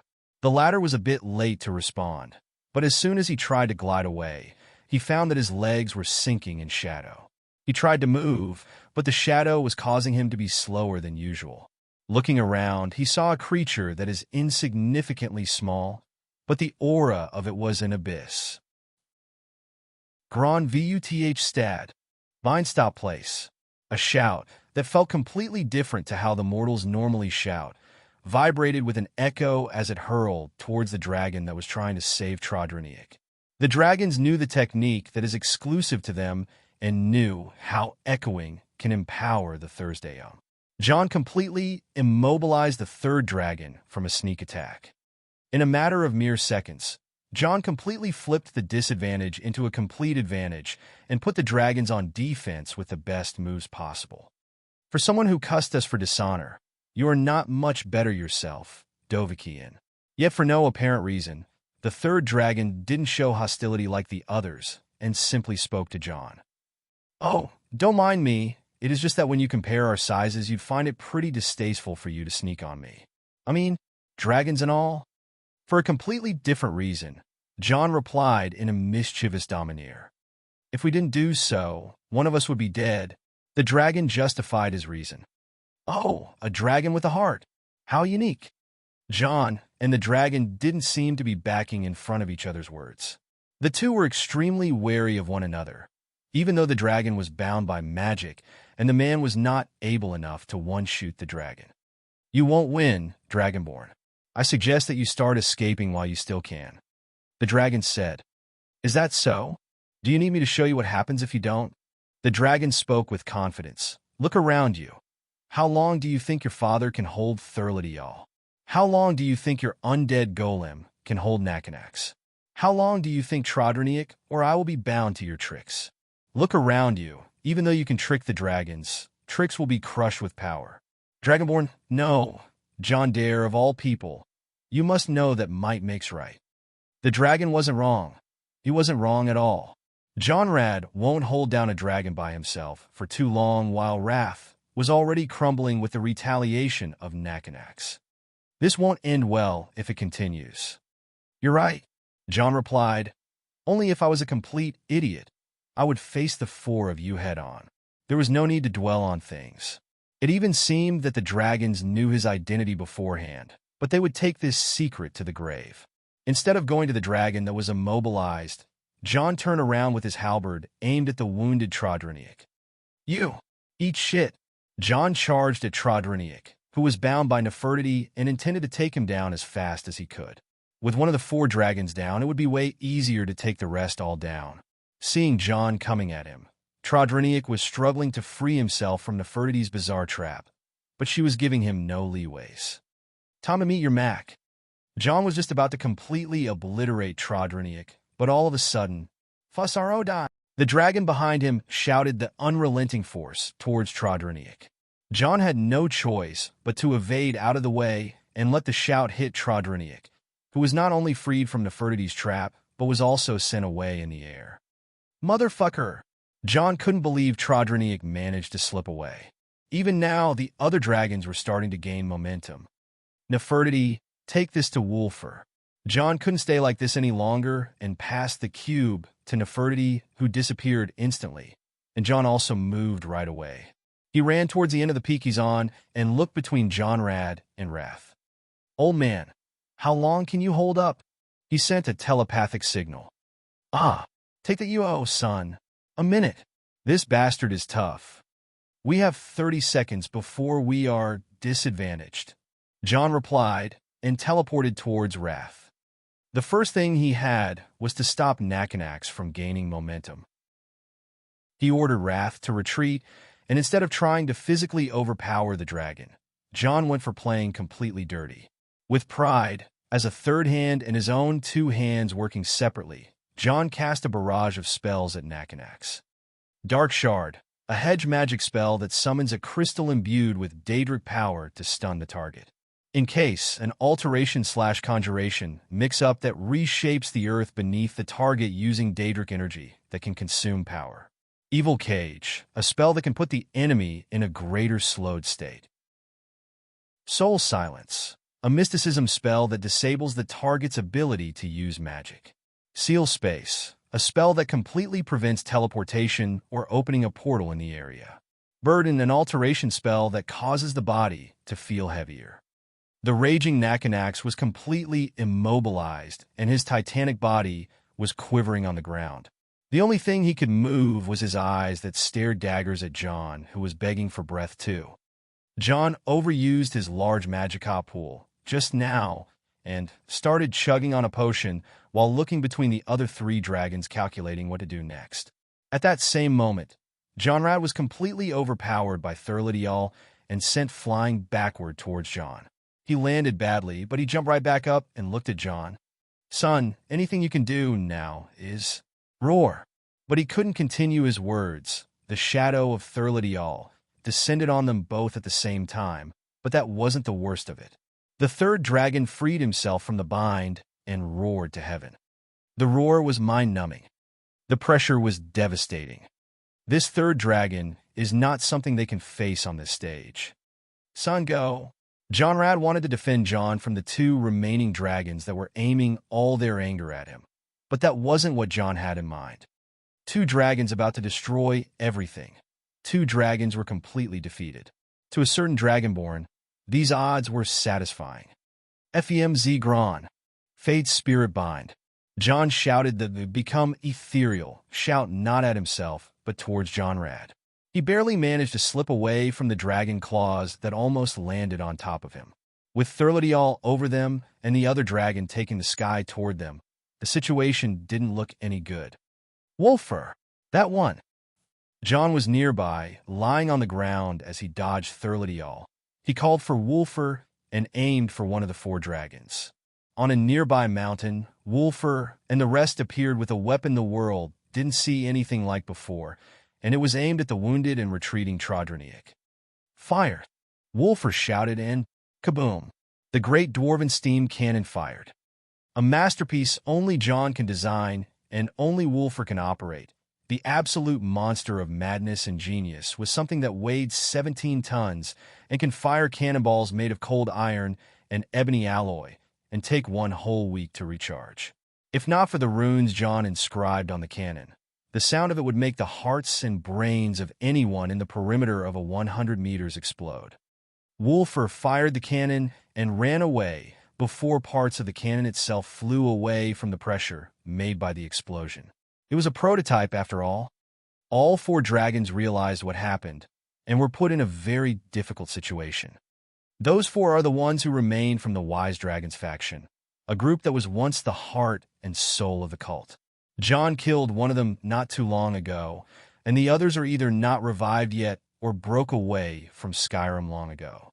If one of them is to fall now, Kes VULD stats, limit shift place. Finally, the third of the dragons decided to use the fastest shout there is, the teleport shout. He disappeared from where he intended to charge at John and appeared right above Trodronic. He held the wounded dragon with his claws and twisted his body mid-air to throw him away. And the cannonball arrived. Asterisk crash. Star. It didn't miss, but it didn't completely hit either.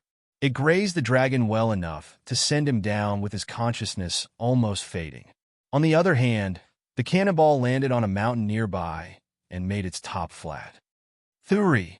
The falling Trodronic shouted. Onakindrog! Thurladial, who was trying to protect Nakanax from John, lost focus on John and wanted to save his lord. Aha! Hot damn! On the other hand, John was laughing like a maniac villain who pieced everything together to beat down the hero. He barely managed to stand and staggered to balance as if he was drunk. It seemed that the battle took a toll on him, but he was healing himself despite the odds. Seeing Onakindrog, the ancient dragon lord of the Wise Dragon faction, drop down from the sky, it felt to John like he was watching the most satisfying thing in the world. No dragon likes to see someone stronger than him exist, and that includes John. The exhaustion and imbalance aside, John noticed Thurladial about to abandon his post and hurl to Onakindrog. That was not a thing he could allow. Nefertiti, the golden scroll.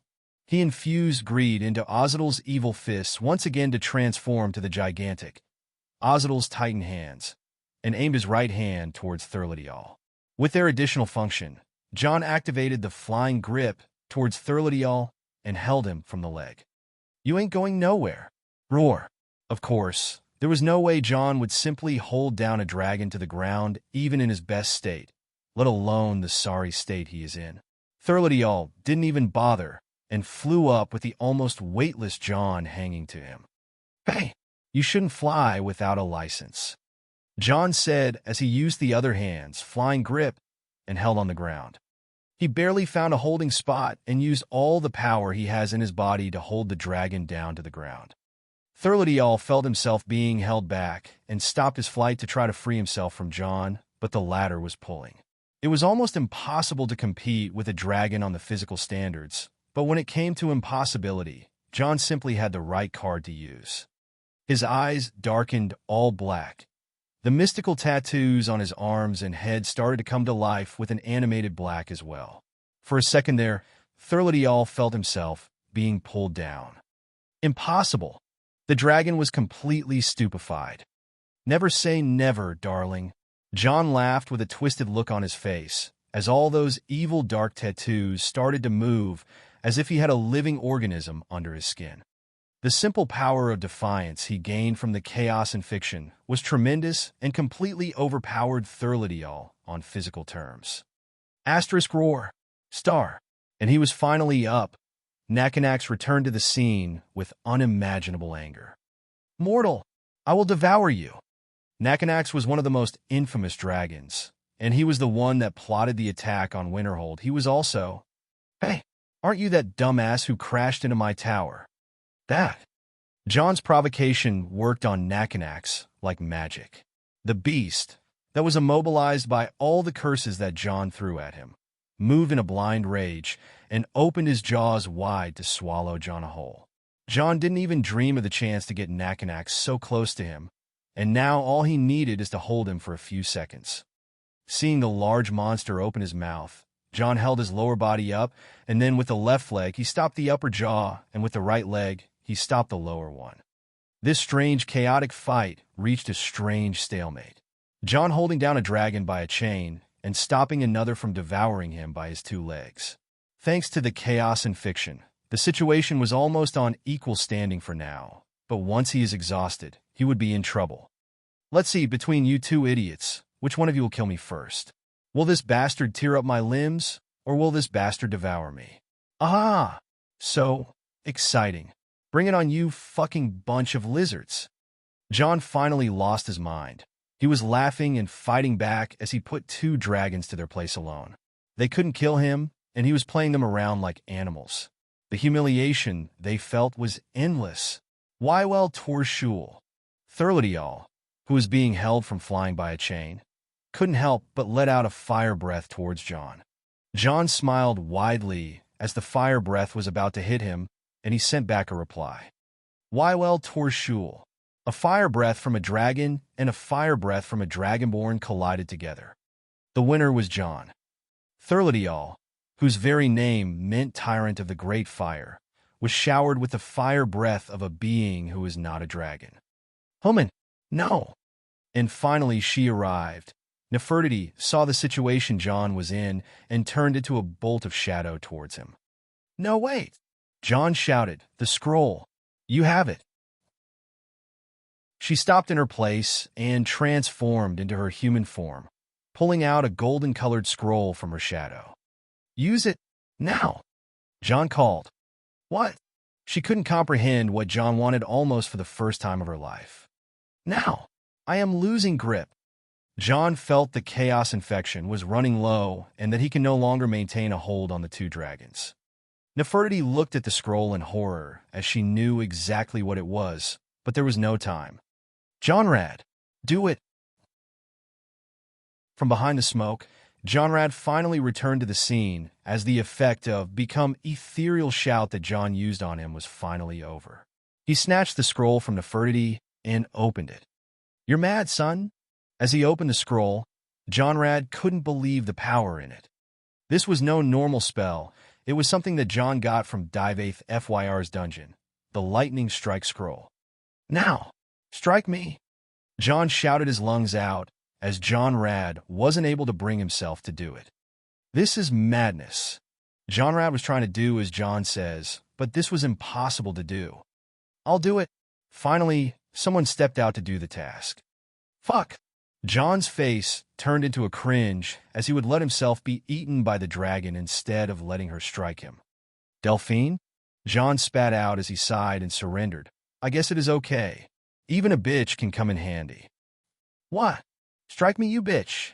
John shouted at Delphine like a mad demon, startling her to obey his word as she snatched the scroll from Johnrad. No, wait! Johnrad wanted to stop her. Stop! Even Nefertiti would try to find a better solution to do this. But the scroll itself was fast. As soon as Delphine used it, a wave of lightning vibrated around John without doing any hint of damage. Huh? Everyone thought a large thunderbolt would strike John or something, but it seemed that the scroll was rigged or something, but it was used. Rumble, rumble, and the sky rumbled. Everyone looked up to see what was happening. Even the dragons can't ignore the storm when it is rumbling. And the realization came, the scroll would only act as a signal to aim the spell, and runes themselves would gather lightning in the sky. Something isn't right. Thurladial tried to warn Nakanax, who was trying to buy John. Too late. Huh? John couldn't hold back his happiness now. This was what he aimed for anyway. The best way to kill 2 dragons is by using 1 lightning bolt. And what is a better electricity conductor than a human being anyway? Huh?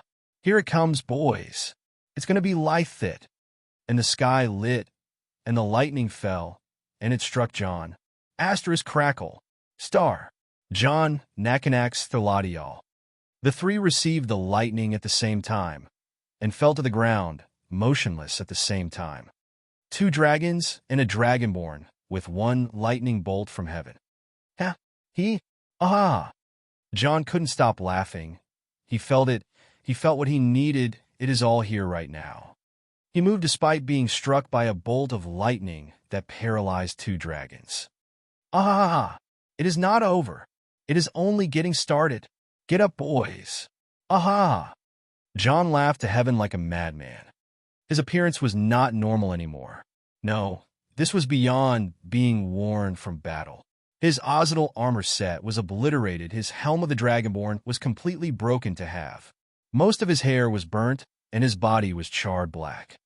But his heart was glowing white. It is as if people could see his heart absorbing all the power of lightning that came from the sky. He's in a breakthrough, John Rad realized. A breakthrough, not a minor one between mere levels. This is a major breakthrough. John is breaking from the Frozen Heart formation to the Thunder Heart formation level. His spiritual core is finally gaining its spark.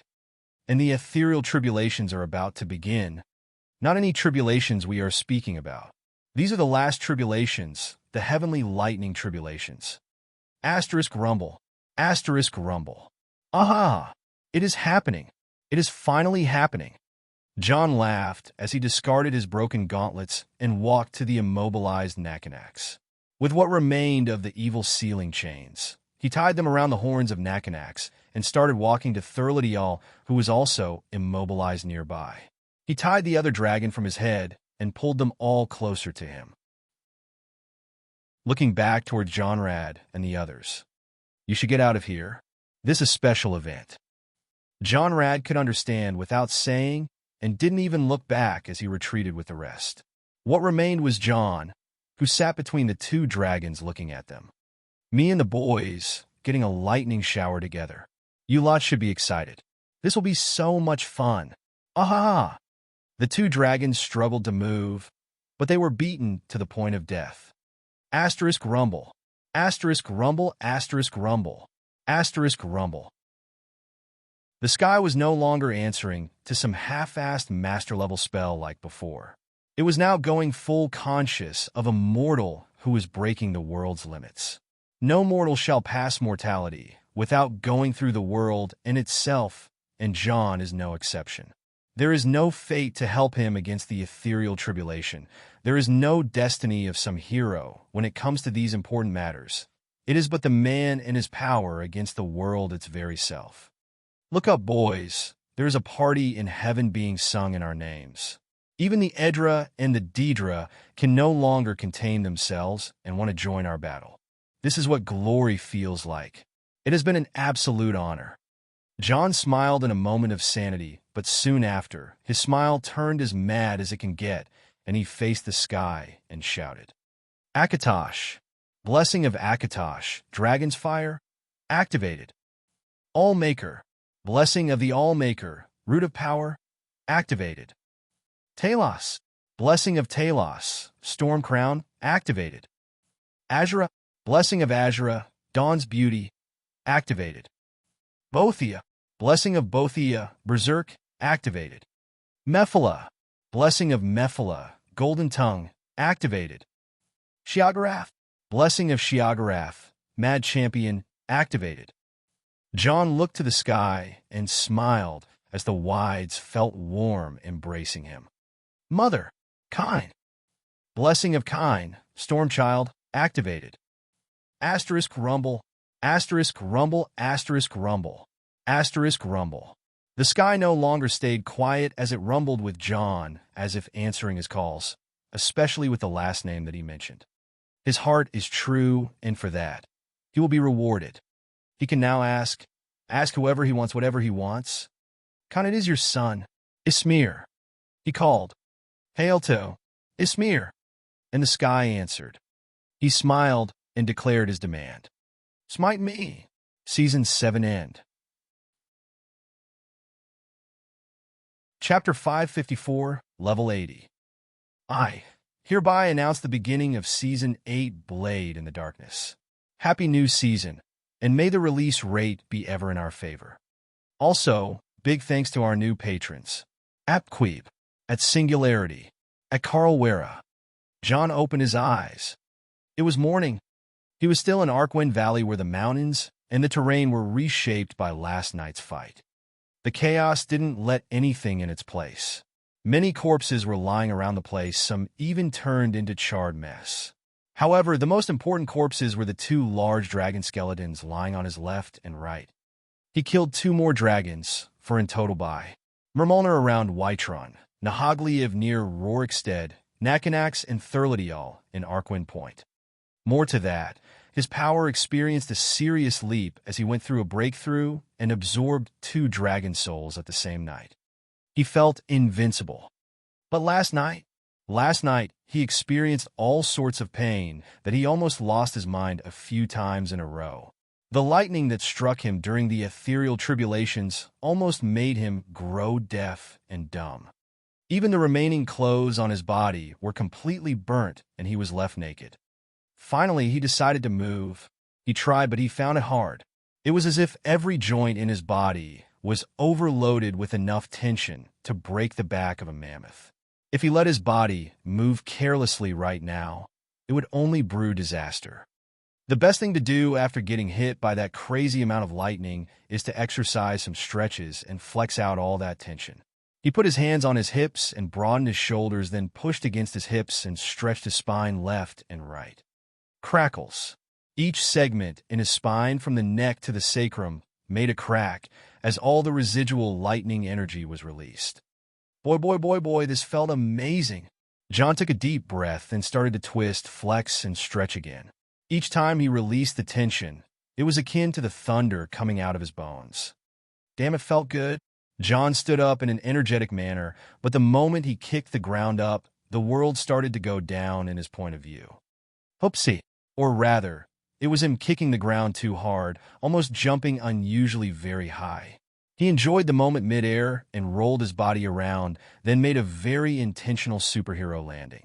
He couldn't resist it at all, even though he was still as naked as the day he was born. There was nothing around him, not even anyone. Arkwind Valley was as silent as the dead lying around. Yet the surprises didn't stop here.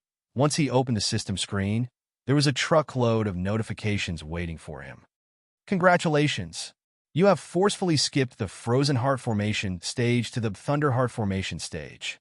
The growth speed was unprecedented. You have leaped from LV 74 to LV 80 in one night. For such a monstrous growth speed, a blessing has been rewarded. Blessing of Shore. Heartbreaker. Weaker opponents submit faster while stronger opponents become weaker with time. On the other hand, losing resolve weakens you. You have absorbed 2 dragon souls. Something awakens within you. Blessing of Akatosh. Inner Dragon has been updated. Blessing of Akatosh. Inner Dragon Krill. Wrath has sustained a lot of damage, going into recovery mode. Ozidal's evil fists are damaged, request repair. Ozidal's boots of the Apostle are damaged, request repair.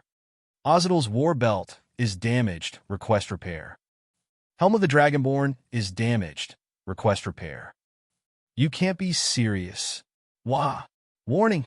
Your voice is in an energized state.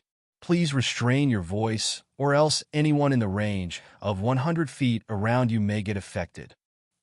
John was no longer sure where to be surprised, so he just held his head and started thinking. This is a good situation, but also very annoying nonetheless. He knew his voice would get out of control someday, and this day is today. He can still control his voice if he must, but it is like trying to walk on eggshells. Alina can help him control his voice for sure, but this means he needs to stick with Alina for some time. And now that he thinks about it, this isn't too bad after all. He started gathering the things that were thrown around. Fragments of his armor, the chains he uses, the weapons thrown around, and anything that can be looted from the dead cultists. He also found the body of Helmer Bloodsail, the supposed dragon priest of the Wise Dragon cult. John took a deep breath and then spoke to the dead of the valley. Disintegrate. The intentional power of his voice caused all the corpses lying around to turn into ash. He had no intention of burying them one by one, and that is the last courtesy he can offer for the defeated. Nothing remained in the valley after that other than the ash, dust, and stone.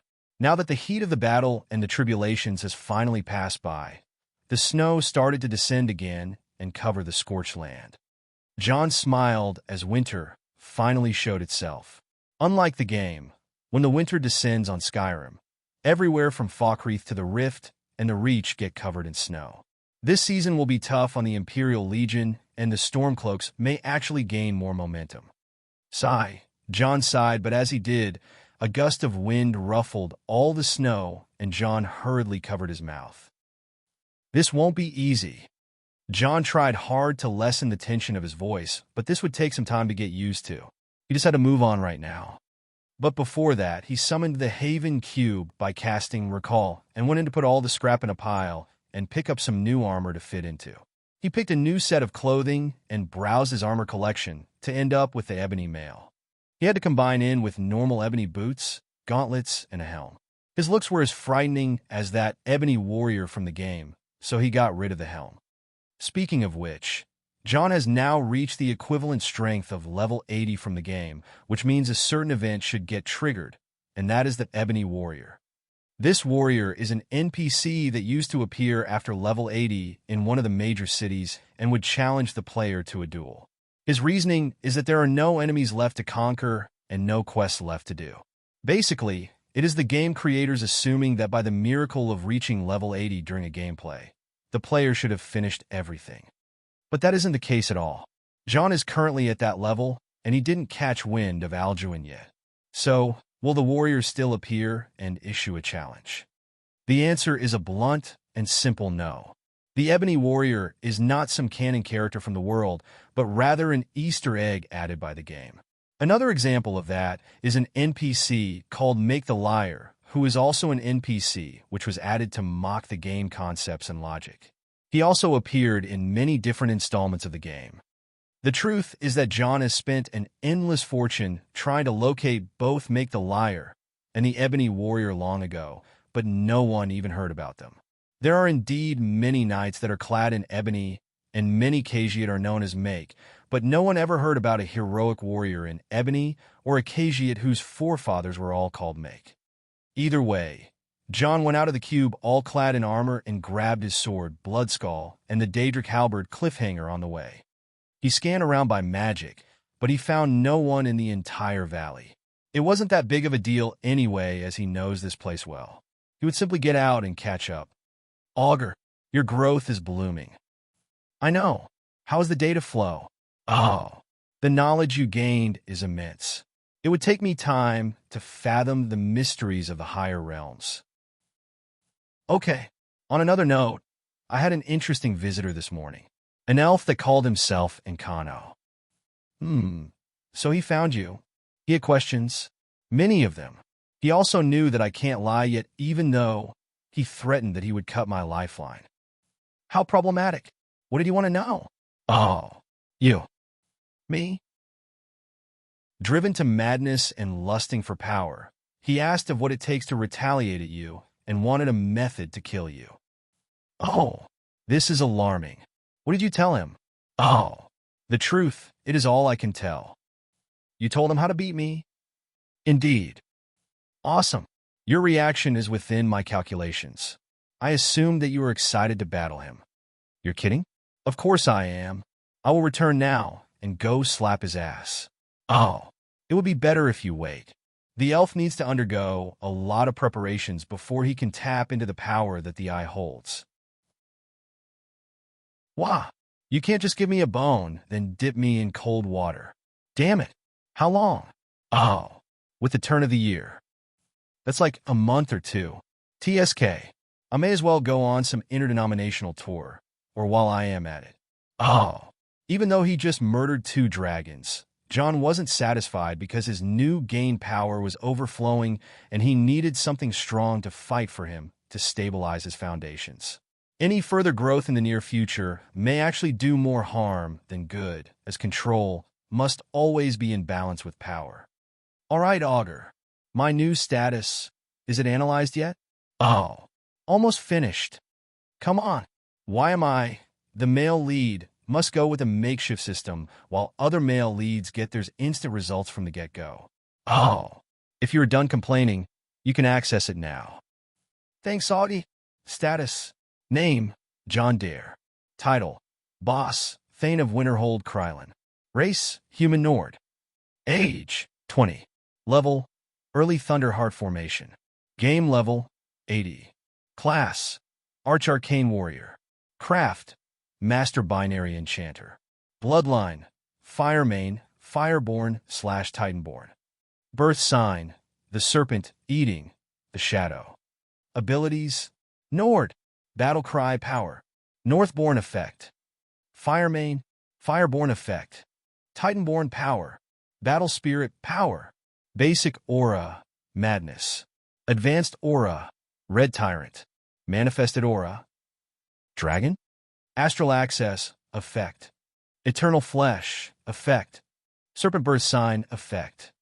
Way of the Voice, 1/3, Effect. Sky Above, Hear the Sky. Ozidal's Genius, Effect. Gotfang Martial Style, Power. Enchanted Tattoos, 25%, Power. Chaos Infection, Power. Bardic Knowledge, Power. Secret of Arcana, Power. Knowledge of the Lost Secrets of Magic. Utilize the magica of the world through mental energy for a period of time. Scholar's Insight, Effect. Gain more insights through studying. Seeker of Sorcery, Effect. Magic costs 10% less, and enchanting is 10% more effective.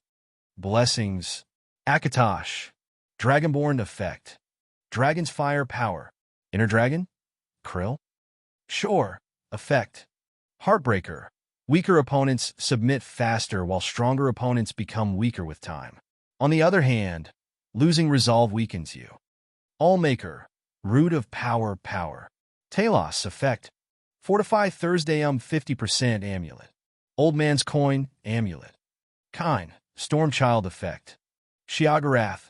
Mad Champion Power. Azura. Dawn's Beauty Power.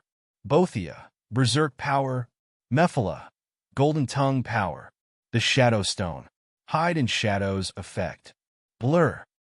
The status may not provide anything beyond John's knowledge, but sometimes the Augur has a deeper understanding of the inner workings of John's power. For example, John realized that his aura is starting to reach its final form, but he surely guessed it would be something draconic, but the system was sure of it. Other than that, he was still digesting large amounts of knowledge from the things he learned in High Hrothgar Temple to the forbidden tomes of Apocrypha. But here comes the interesting part. The inner dragon blessing of Akatosh, which mutated from the dragon affinity blessing of the totem dragon, is now showing its form. While still incomplete, it showed some information. Krill, John is sure that it is a dragon language word, and it partially means dare. The full word is Krylin, but there seem to be more words coming up. The second and the very interesting part is the newest blessing, the blessing of Shor himself. Now if you are a Nord and ask who an Oblivion Shor is, you will receive a beating enough for this lifetime and a couple more. If you are truly ballsy and say the word Lorcan in front of a Nord, that's more beating you shall get. For a partial person like John, Shor is Sheer, is Shazar, is Sep, is Coda, is Lorkage, is Lorcan, is Doomdrum, is the Totem Fox. The most arguable deity that pops up in all the known pantheons. He is the world creator, the dead divine, the ninth of the eight, the owner of the heart and the two moons. The Nord's most favorite idol and the whole reason the worship of Talos is a thing. In the beginning, The Nordic pantheon had a unique deity called Ysmir, a reincarnation of the dead shore. Ysmir was many people before and always described as a mad warrior until that mad warrior reincarnated as Jalt Earlybeard, the man who would later become Tiber Septim. With Wolfhearth returning from Sovngarde as he always does, Ysmir's title was passed to Tiber Septim, and thus, a dragonborn of the blood of Akatosh came in union with the essence of Lorcan. That when Talos was truly born. It was expected for both Akatosh and Talos to bless Jon, but for sure to go out of his way and bless him as well. This is a massive sign. The blessing is called Heartbreaker, an ironic name from the Etida who lost his heart. The function, however, is scary. Weaker opponents submit faster while stronger opponents become weaker with time. On the other hand, losing resolve weakens you. This was the first blessing that had a downside, but for it to weaken stronger opponents, it sounded exactly like how tricky Shore can be. Still, this downside about losing resolve was also ironic. In the Nord mythos, it is said that in the war between the clan of Shore and the clan of Ald, Oriel, Shore lost resolve when he gave up his heart to prove his innocence to Alderman. When Dibella remarked that Shore lost resolve, she was beaten by Tsun. It is said that after that, the war continued with Shore dead with no heart and still continues in the Dawn era beyond the Veil of Time. Unofficial source, Shore son of Shore. To sum it all up, in order to use this blessing effectively, Jon must dominate his opponents even more, and if his opponent is strong, he must drag the fight till he wins. But if he loses resolve, he will face the same consequence as Shore and get his heart broken. He either becomes a heartbreaker or a heartbroken. The fucking irony. As he was walking, Jon heard a faint laugh around him. He recognized the unpleasant voice and looked down at his shadow. Quit being a creep. Don't be harsh on me, partner. I only want what's best for us. That's what a creep would say. The voice faded and Jon unamusingly sighed in his mind. Shadow would always love to creep out whenever Jon passes a milestone, as if he was waiting for something. Even though he is creepy, Jon can't deny the wisdom of Shadow and his uniqueness. But that's something Jon would want to dwell on now. He finally saw the end of the valley and signs of human activity. Two men among many stood out the most. Wulfur and Jonrad with all the agents he brought with them. They all saw Jon coming down the path towards them, and their eyes widened, and their breath was held. It is as if they saw a predator of a kind. Still, there was something different going on. Jon looked around, but he couldn't really put his hand on it. That, of course, until the Nords around him started muttering. Hail to Ysmir. Jon furrowed his brows hearing these words. He was about to question what's going on, but even Jonrad and Wulfur spoke the words. Hail to Ysmir. Hail to Ysmir. Jon tilted his head for a moment before just realizing what happened. It wasn't only him who heard the voice of the sky. It wasn't his newfound ability to hear the wind whispers the same ways the graybeards do. It seemed that the sky had actually spoken. It was akin to a miracle. The Nord agents in the team were even about to kneel to him, but with just telekinesis, Jon stopped them from going down while shaking his head. No mortal should kneel to another. Free her. Jon pointed at Delphine. The agents followed his command, as if it is heaven-given, and brought her to him. Jon gazed towards his father, who was once a blade, and saw his look towards Delphine is a bit sympathetic. Jon didn't really want to let her go, but he can at least decide after hearing her out. I heard you were looking for me, Delphine. Jon spoke via telepathy. Delphine seemed to have been in a state of uncertainty now that she witnessed what she witnessed. She infiltrated the dragon cult in order to expose them to Winterhold, and as a reward, they would let her meet the Dragonborn whom Jon Dare was harboring, but joke's on her, and the whole world. Jon Dare is the Dragonborn. He has the ability, the authority, the knowledge, the background, the power, the money, the people, and literally everything he may so much desire. Are the heavens favoring this guy so much, so they hand him the fate of the world as well? Normally, I would have asked for proof that you are Dragonborn. She began speaking. I know, but I don't have to prove anything to the likes of you. Jon replied, seemingly losing patience. I believe that you really are a Dragonborn, Believe me, I am on your side. To her remark, John rolled his eyes back and let out a long but faint breath. I am a former blade.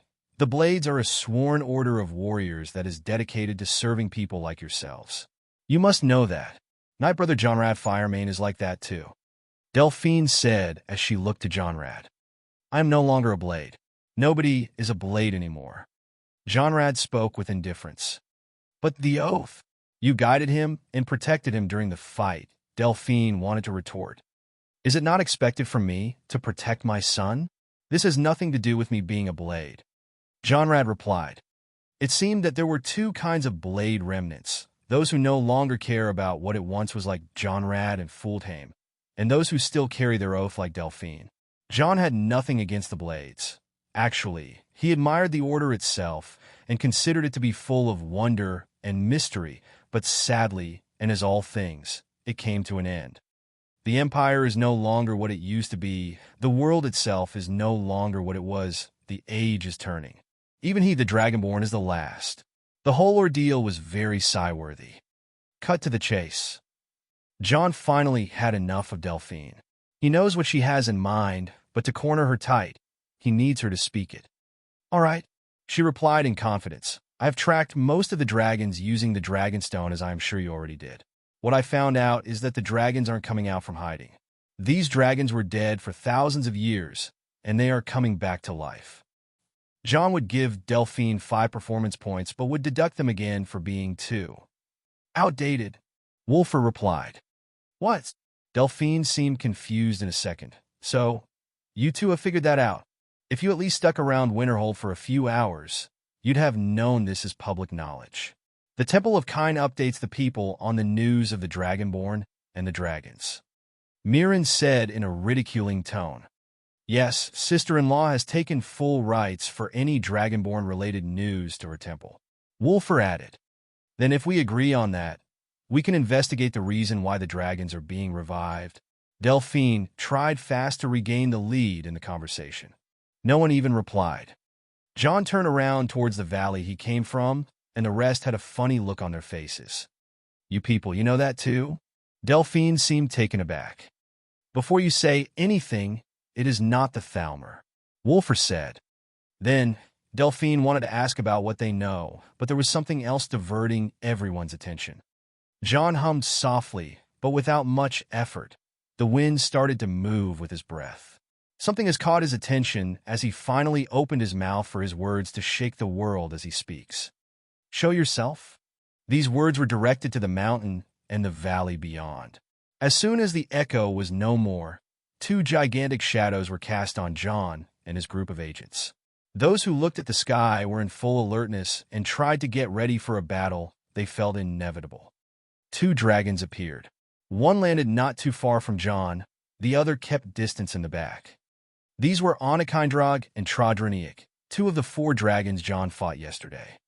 Dremyal-Lok, Dovakian, Peace Fire Sky, greetings, Dragonborn. I came to speak. The great dragon, Onakindrog, showed himself directly to John.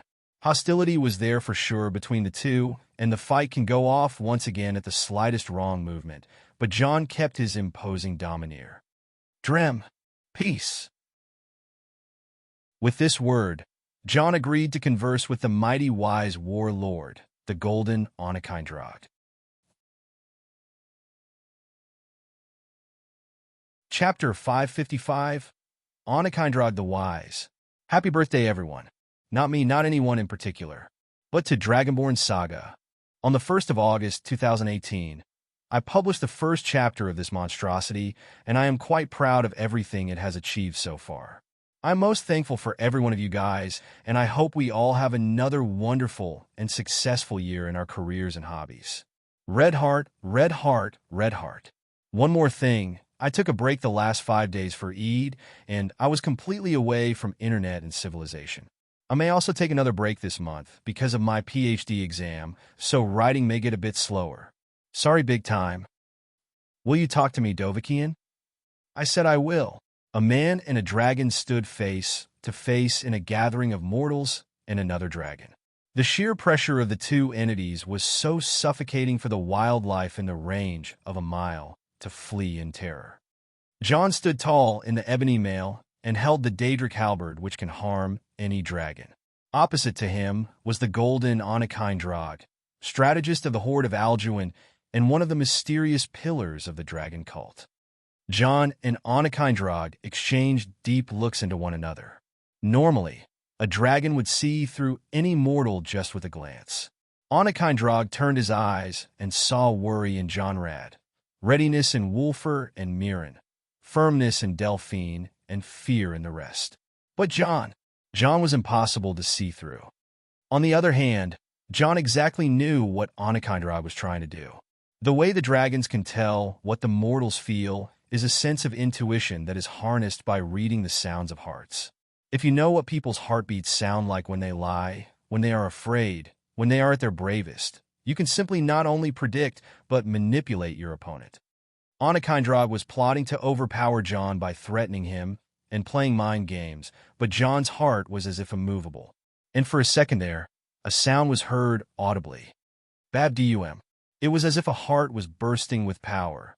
John's heart went through the trials of flame and frost, and now that he reached the Thunderheart stage, he made those around him tremble with only a heartbeat. Anakind Drog was just taken aback by what he heard and felt strangely uncomfortable being seen through by a mortal whose age wasn't even 1% of his own. "You said you're speaking. Will you keep this folly for too long, or should we just skip to fighting?" John spoke.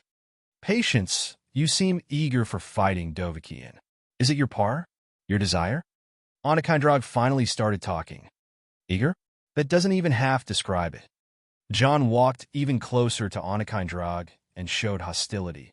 "I will tear through everything and everyone who stands between me and Alduin, and if you want to know my desires, you should have done a better job knowing me first before coming after me." "Vatsa! True. We were also eager to deal with you, Dovahkiin. Do you know what kind of creature you are?" Anakind Drog asked. "Sure, a member of the Homo sapiens race, known commonly as humans." John replied with a cheeky answer. "Oh, but you are so much more, Dovahkiin.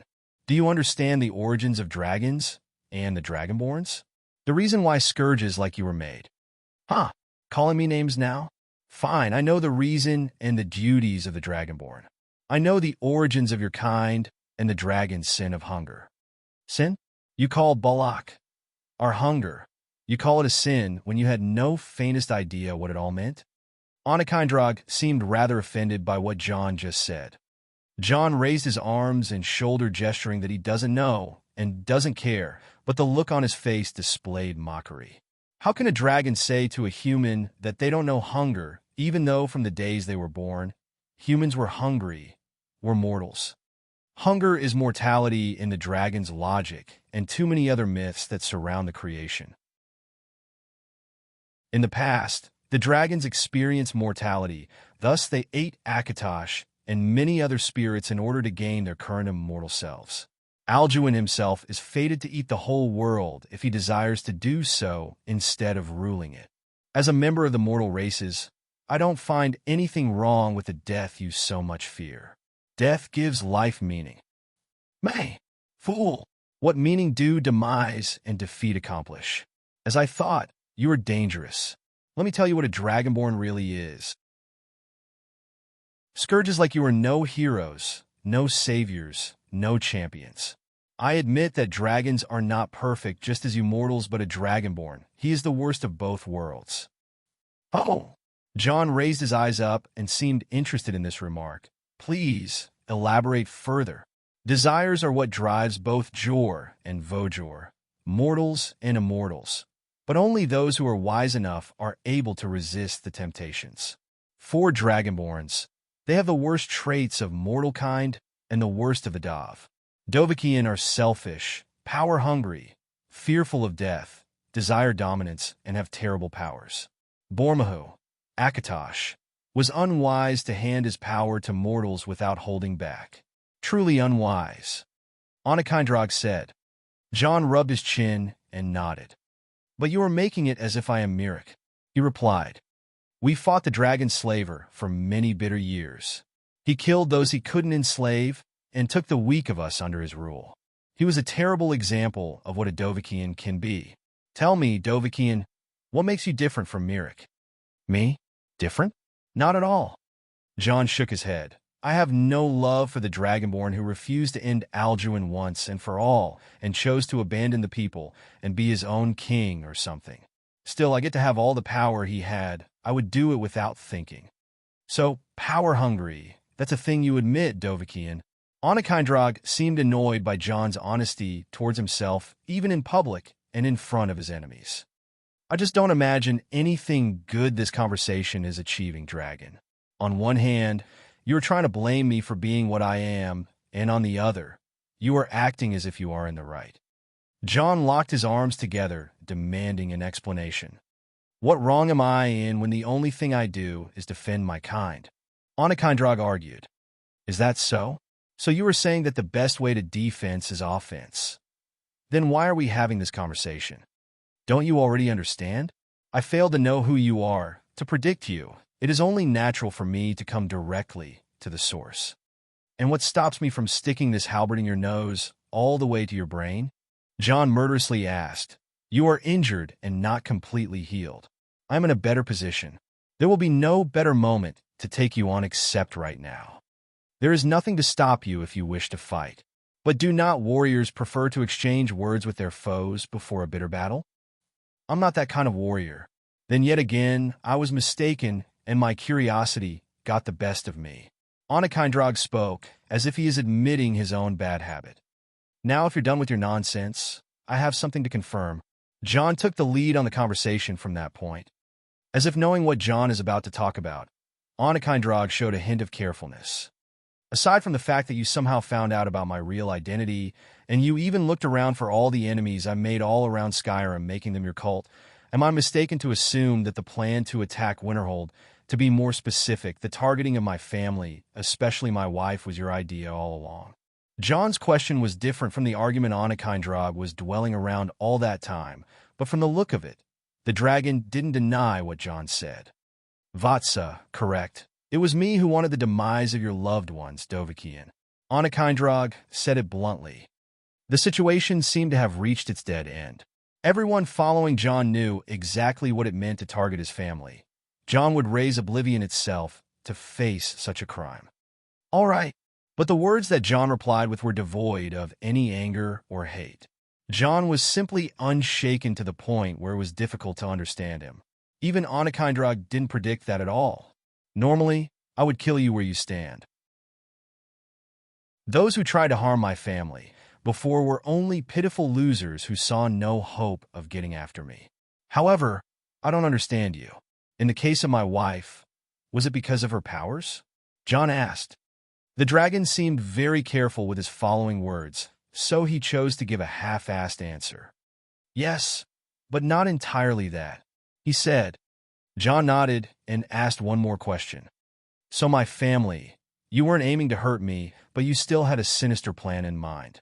Mind if you spill the beans? That would not be advantageous to me. I see. John nodded. If my family's demise was your goal, and it had nothing to do with revenge, then you must have simply wanted me to lose rationality. Losing it in my case can prove dangerous since I would act based on hatred. This means you wanted my quest to be about revenge rather than being about saving those who I care about. I see. A man who lost everything won't care for anything. I would simply ignore the other people who are suffering because of the dragons and look for the fastest way to kill the one who I would blame for losing my family. Alduin. John smiled as if not believing his own analysis, then looked at the dragon in front of him. Huh. So all you were aiming for is to break me as a person and drive me to a quest for revenge against Alduin. If he kills me, he would achieve his fate, but if I kill him, you sly old lizard. John laughed. You wanted me to ignore most of the dragons and directly kill Alduin. There was no longer hiding it.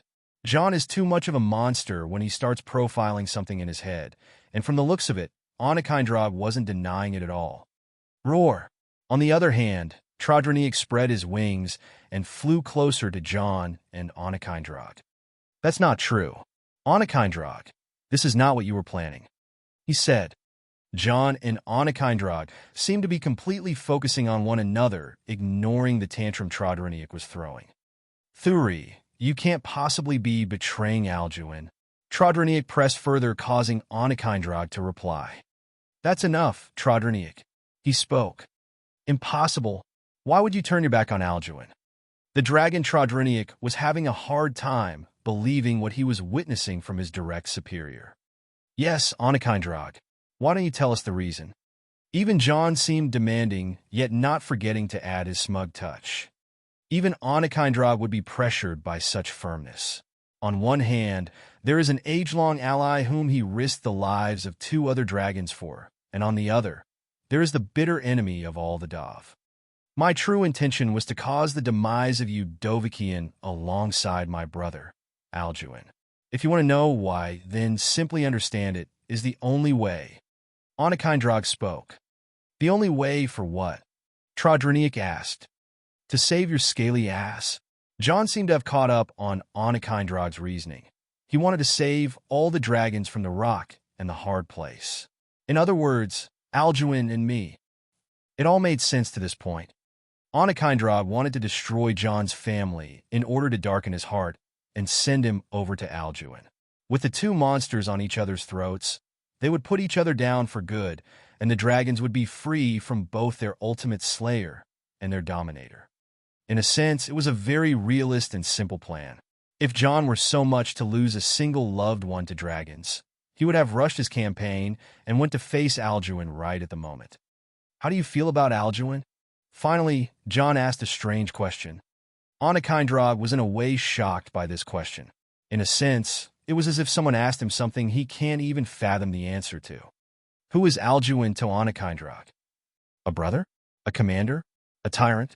He was everything. There was no way Onakindrog would forget what Alduin, who was once a hero to all dragons, did. The first brother Alduin, the second brother Perthurnax, the third brother Onakindrog, the fourth brother Kungasfern, the fifth brother whose name is a secret. Those 5 were legends among the dragons ever since they were but wandering spirits. When the hunger came, and when mortality and death threatened everything by the emergence of Akatosh, who put the second after the second and the minutes into hours, there was only the Black Prince to stand up for Akatosh. It was Alduin who first dug his teeth into the hide of Akatosh and tore his spirit apart, then the wandering spirits followed. The hunger turned to madness as the wandering spirits ate and ate until they devoured many parts of Akatosh and even other spirits. It was then when the wandering spirits transcended mortality and stood above all else as the eternal dragons and the supreme life form. To Onakindrog and many others, those were the days. But now those days are gone. Now, Alduin is nothing but an old, bitter tyrant. And much more, there is one thing that Onakindrog the Wise hates in both John and Alduin, and it was the basis of his answer. Alduin Dovahkian, I feel about you just about the same. Onakindrog said, you 2 are the worst kinds of dragons above all else. You 2 are mad. John disdainfully laughed. There was no more to say. Onakindrog came to know John, and he knew him. John listened to Onakindrog, and he realized what kind of a dragon he is up against. Interesting. Interesting indeed. John was smiling widely. So Alduin is crazed, power-hungry, and a bitter dragon. That's a recipe for disaster indeed. And you don't want me to kill the dragons who are uninvolved, right? Onakindrog didn't reply as there are no more words to be said. All right, I won't kill dragons discriminately. John raised his shoulders without much care. What? Wait, what are you saying? Son, what are you? How could no way? Not kill dragons. That's how. The reactions around John were the same whether it is from the side of humans or dragons. Thane John, how could you say such a thing? You are a Dragonborn. This is unacceptable. And the one with reacting the most was Delphine. Unacceptable. John turned to her with a murderous look on his face, before slapping her with the back of his hand, before she even replied, You don't get to tell me what I should and shouldn't do, bitch. The agents quickly held her up and dragged her back, then gagged her after a signal from John. After that, John turned to Onakindrog. As I said, I won't hunt the dragons without a reason. If they committed crimes, I will arrest them and put them to trial, then pass judgment on them. If they resisted arrest, I would deal with them as I see fit. By my authority, the rules and rights of men would be applied on dragons from now on. John declared his intentions. His words were as if lightning kept striking at an instant rate. "Well, what is the meaning of this?" Trodronique asked. "It is as you heard. From the beginning, I had no intention of driving the dragons to extinction, and quite frankly, I would prefer to have the dragons as allies instead of enemies. Dragons are one of the sentient races, and I know they feel lonely, they get mad and bitter, they hate isolation, and can suffer mental traumas. I had to confirm that, of course, and you proved to be excellent specimens." John was satisfied with what he confirmed and what he found out about dragons. Other than their psyche, he can also figure out many weaknesses in their nature. "And what judgment will you pass, Dovahkiin? We killed many of the mortal kind. Will you sentence us to death?" Onakindrog asked. "I should do so," John replied, sadly. "This will raise conflict and cause the other dragons to feel distrust towards me, thus I will pass a judgment fit enough for your crimes. The same goes for you, Trodronique." The two dragons didn't reply, carefully considering their options, but eventually, there seemed to be either this or conflict. If conflict became the option, John would forever be seen as an enemy to the dragons and would be forced to annihilate them at some point. The only option for peace is to comply. "Pass your judgment, Dovahkiin," Onakindrog spoke. John nodded. "For the crimes of murdering the innocent, enslaving members of the mortal races, terrorizing the peaceful folk and the hard-working travelers, seeking to cause discord in the realm of Winterhold, I, Dragonborn John dare sentence you to exile. You may not dwell on or fly over Tamriel for 1,000 years." Chapter 556, Operating in the Dark. Finals begun. Chapters begun. I am back. 3 days later, Rift in. "Hurry up, we'll be caught. I can't." Swoosh, swoosh. 2 arrows made a murderous sound as they targeted 2 individuals, only to miss them by a hair's width each. "Fuck! They're playing us. Run!" The 2 individuals kept running as if their lives depended on it, because that was the truth. They were being pushed towards a desperate situation. They knew their pursuers weren't actually out for their blood, but when they stood their ground last time, they lost a member of their crew. The 2 thieves desperately ran out of options except to go from the alleyway to the streets, but they were well aware of how dangerous this would turn out to be. The guards are looking for them everywhere, and now they have this crazy guy after them. It was infuriating, but when they were finally running out of options, a glimmer of hope appeared before them. In a corner of the city, there was a small house that wasn't used by anyone that much, and according to the rumors, no one lives there. Honeyside Manor. The desperate thieves ran towards the manor and kicked the door together. 2 kicks from an adult Argonian and an adult Imperial should easily knock open any door, but for some unknown and mysterious reason, the door kicked back. In actuality, it was someone who kicked the door from inside before the thieves kicked it from the outside, which resulted in blowing the thieves away. Rift in, tremble in fear, for I am back. A morbid presence came from behind the manor's door as the owner of the leg stepped after lowering his head to pass from the door. He was terrifyingly large.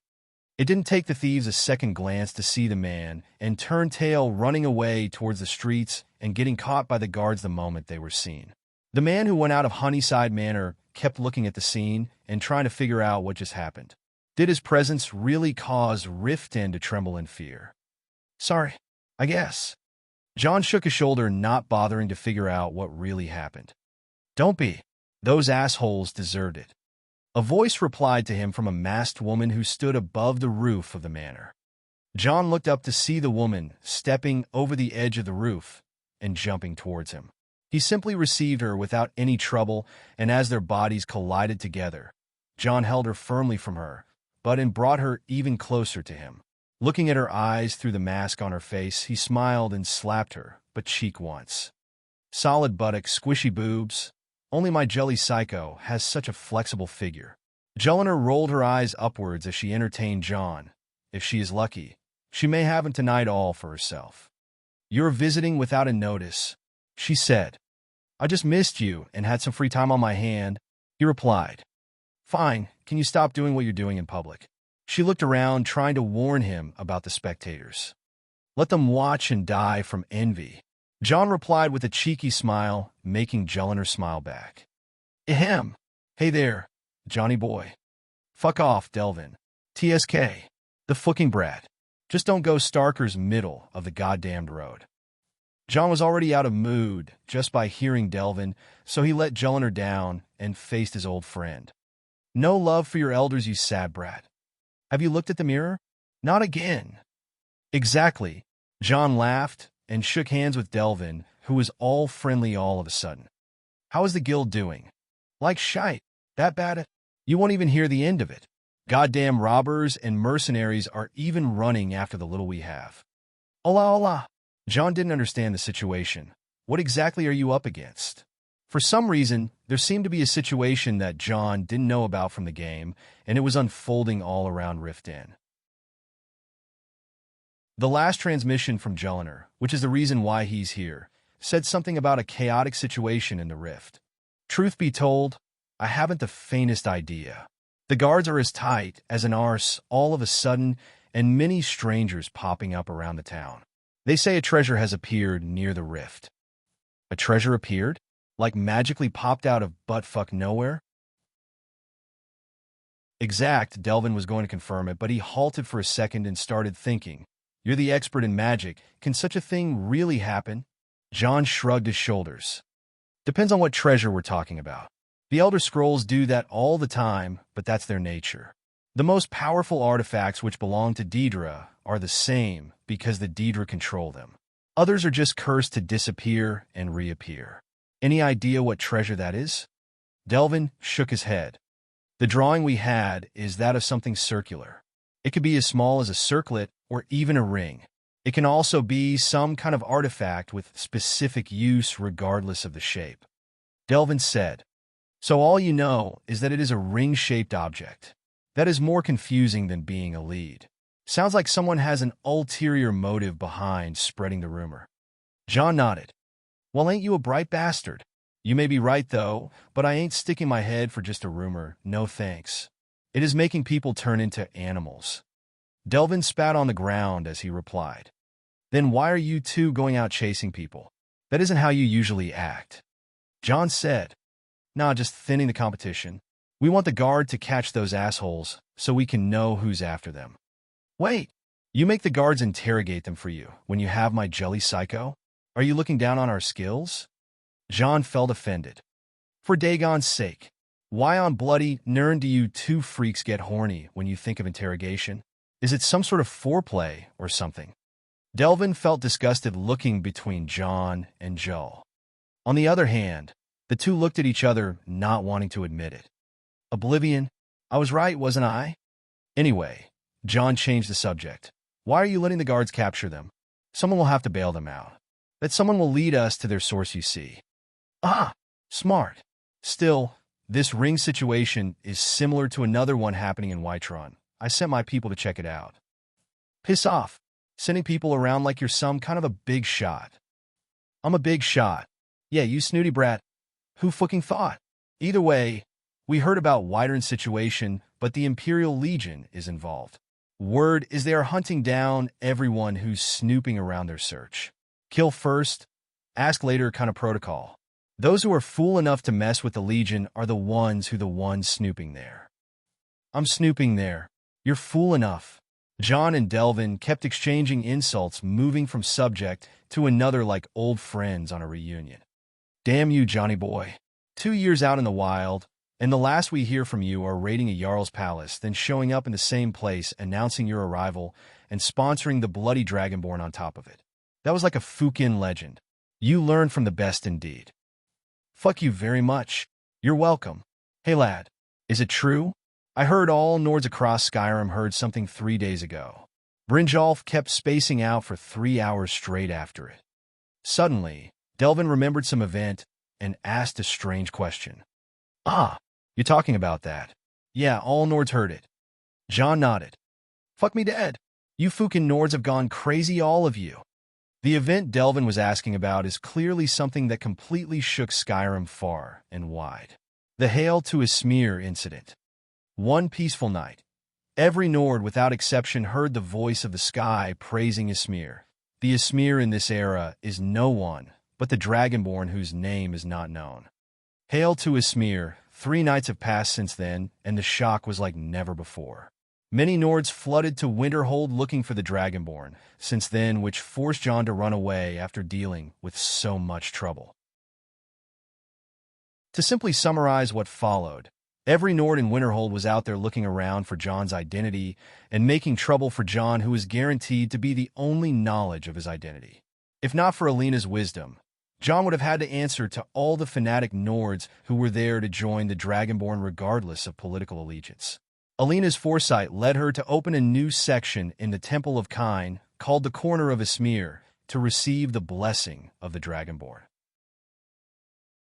In actuality, it was a shrine made of a real dragon skull that John reluctantly spared to entertain the visitors. Those who saw it were filled with awe and went on a fervent state of worship. Thankfully, John managed to keep his identity a secret, and even with Onakindrog knowing of John's identity. It even seemed that Onakindrog kept John's secret in order to stop the dragons from recklessly challenging him. With the agreement between the two, Onakindrog accepted the exile judgment and left Tamriel. Of course, this exiling situation was still starting as a rumor. All in all, John confirmed to Delvin that the voice of the sky has indeed spoken and greeted the Dragonborn in the name of Ysmir. A miracle that is causing an uproar all across the 9 holds. All right, smartass. Nords are going head over heels to know the name of the man you're hiding. Who knows how long you will keep a secret? People are paying us to go find out who's your guy. I'm not hiding him. That's his will. The only man I'm hiding is down here. John pointed at Lil John. 20 years, and you haven't grown up 1 fucking year. Never mind. I'm off now. Miss Jelliner, be seeing you for the next job. See ya. John and Jelliner watched Delvin leave, and they looked towards each other mischievously once again. Nice mask. John pointed at the mask she's wearing. Jelliner took it off and handed it over to John. Catatosker's mask is a heavy responsibility. It is as notorious as the cowl of the gray fox itself. She said, keep it, I'll take it back when I need it. Catatosker is a Rift 10 exclusive identity. Keep the reputation to the standards. I understand. She nodded. So, your report. That report, right? Okay, where to start? Start with Delphine. John said. All right. She left Rift Inn yesterday with the elderly man known as Esbern. I assumed they will reach Winterhold a week or 2. She used the chaotic situation in Rift Inn and slipped into the Ratway, killing a lot of Thalmor in the process. Bitch is hateful, but she has some skill, I give her that. After the situation with Onakindrog unfolded, Delphine was extremely upset at John accusing him of not being true to his title as Dragonborn. John had to beat the living shit out of her. Then he told her about Esbern, another X-Blade agent in hiding in Rift Inn. He told her she can go save him if she wants to, and he won't involve himself with them. Though happened opposite to the game where Delphine sends a player for Esbern, not the other way around. This Esbern is a Blade scholar and a friend to John Rad. Also, he is one of the most knowledgeable people of dragons, and John wanted something very specific from him. Fine, it seems that Delphine can at least be this useful. What about your duty in the guild? I'm doing fine. Keeping an eye on Mercer is nothing hard. Also, I'm hearing about a sabotage operation Brynjolf wants to give me regarding Golden Glow Estate. It is mentioned in your notes that I must take it. Yes, don't miss that one. That's about the guild. I'm also keeping an eye on Mercer Fry and Maven Blackbriar. Jolly good work. I am curious about this treasure that appeared, so I'll be snooping around Rift Inn and traveling between the other holds. The defeat of the wise dragons will stir up Alduin and his goons, so I'll be highly active these next few days. I'll see you a lot then. We can have as much fun as we want all alone. Jelliner laughed gleefully and stuck closer to John. That's what you think of? All right, you have been a good girl lately, so I don't mind rewarding you. John hugged her tight and whispered to her, "Yay!" John carried Jelena over his shoulder and entered the manor, only him and her. Not minding the neighborhood, the two animals of pleasure moaned and screamed until the next morning. Chapter 557, Money Mayhem. Okay, so in the past month, I had a ton of patrons coming and going, and big thanks to everyone who stuck around. Really appreciate it. You're lovely and awesome, and the reason I do this. I'm also having a hard time to single out every new patron, so this is a general thanks to you awesome people. Also, regarding the links, there is this site called Linktree, which gathers all my links in a single place with one like. Should I keep using my separate links or Linktree them? Either way, enjoy the chapter. It is almost the end of year 201 of the Fourth Era, and Skyrim was the hottest topic of the entirety of Tamriel. While the Almorai Dominion and the Meds Empire were pouring countless resources to control the civil war in Skyrim, the war between Winterhold and the Dragon Cult proved to be an even hotter topic than the boring civil war. The politics between Skyrim and the Empire have long since reached a dead end, but ever since the disastrous situation General Tullius created when he tried to control Winterhold last time caused the Hold to completely defect to the Stormcloak camp, the situation became solely relying on the East Empire Company to keep contact with the Dare Dragon Company and sort the bad waters out. Turning John Dare into an enemy of the Empire is something that the Imperials wanted to avoid at all costs. On the other hand, the enemies of John Dare were dreaming of the moment when he and the Empire start banging heads. The one who wished for this the most is no one other than Maven Blackbriar. Maven was not a fan of John, as she believes he had something to do with the murder of her eldest son, Sibby. In actuality, John has killed Sibby in solitude 5 years ago, in fear that he may cause Wulfur and Sviti any harm if he lived on. In the game, it is Sibby who kills Wulfur, and John would never let that happen no matter what. For that, the resentment between Maven and John was an all-time high. The Dare Dragon Company hasn't taken any business in Rift End just because of the influence of Maven. On the other hand, Maven had no way of bullying John ever since he was associated with the Firemane clan. The Firemans have a higher standing in Eastmarch and can completely overpower the Blackbriars in terms of manpower, which may block all the northern roads on the Blackbriars. The rift is connected to the other holds through Eastmarch, and there is only one road that goes behind the Snowthroat Mountain, but it is dangerous and steep. Until today, Maven has tolerated the existence of the Dare Dragon Company long enough and used her partnership with the Snowshot clan to arrange a marriage between her two allies, the Snowshots, and the East Empire Company. Basically, the marriage between Asgir Snowshod and Vittoria Vici. The marriage itself was political to the essence, and since Vittoria wished to stay away from the power struggle in Cyrodiil, gaining a partner such as Asgir was very advantageous, but that was until John Dare came up power. Long story short, he now hoards more than just Winterhold, and being his partner is not just a win for the Empire, but a massive advantage in the long run. Maven was aware that she can no longer face John Dare in any aspect of power that she possesses. John is superior in magic, money, and connections. He even has the support of the Dragonborn, and the other way around. It may be still behind closed doors, but there were some rumors about John and Vittoria that reached Maven and completely sabotaged her plans. Still, Maven was no pushover. She knew that John gained power quickly and secured all the ins, outs, and back doors of his business. But for someone who was as calculative as Maven, she would always sit still and wait for the opportunity to arrive. And one day it did. A treasure of great power was rumored to have appeared in Rift End.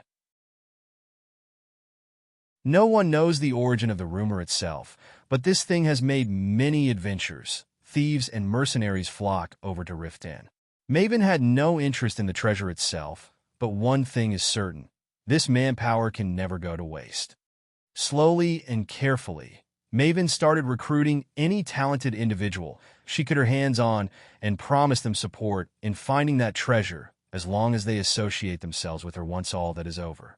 With little effort, Maven has amassed a group of killers and thieves that would completely do what she desires. On top of that, she spent a fortune to recruit a certain dark elven whose level is that of an archwizard. It was a complete mystery why an archwizard would stay anonymous and not associate himself with any large faction, but that would remain a mystery.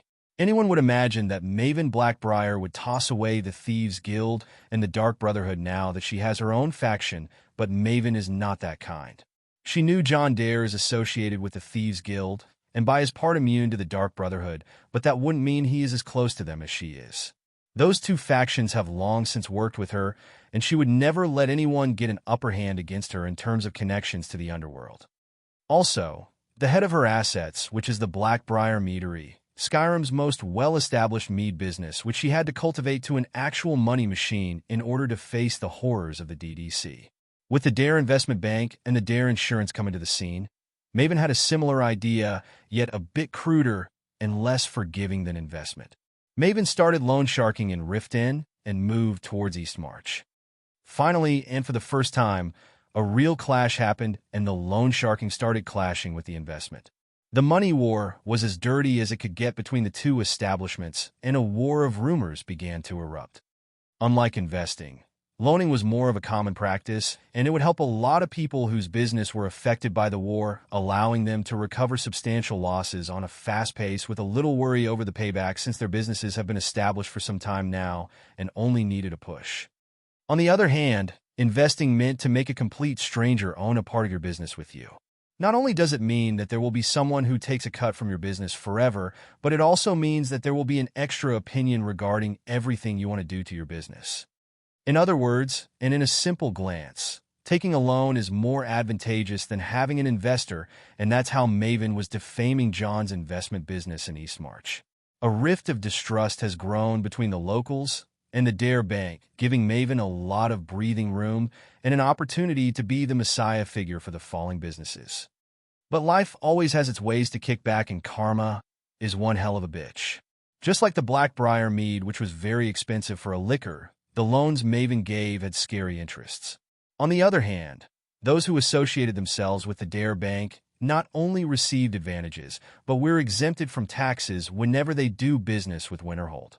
Actually, being a partner with the Dare Bank meant having every advantage the DDC has in Winterhold.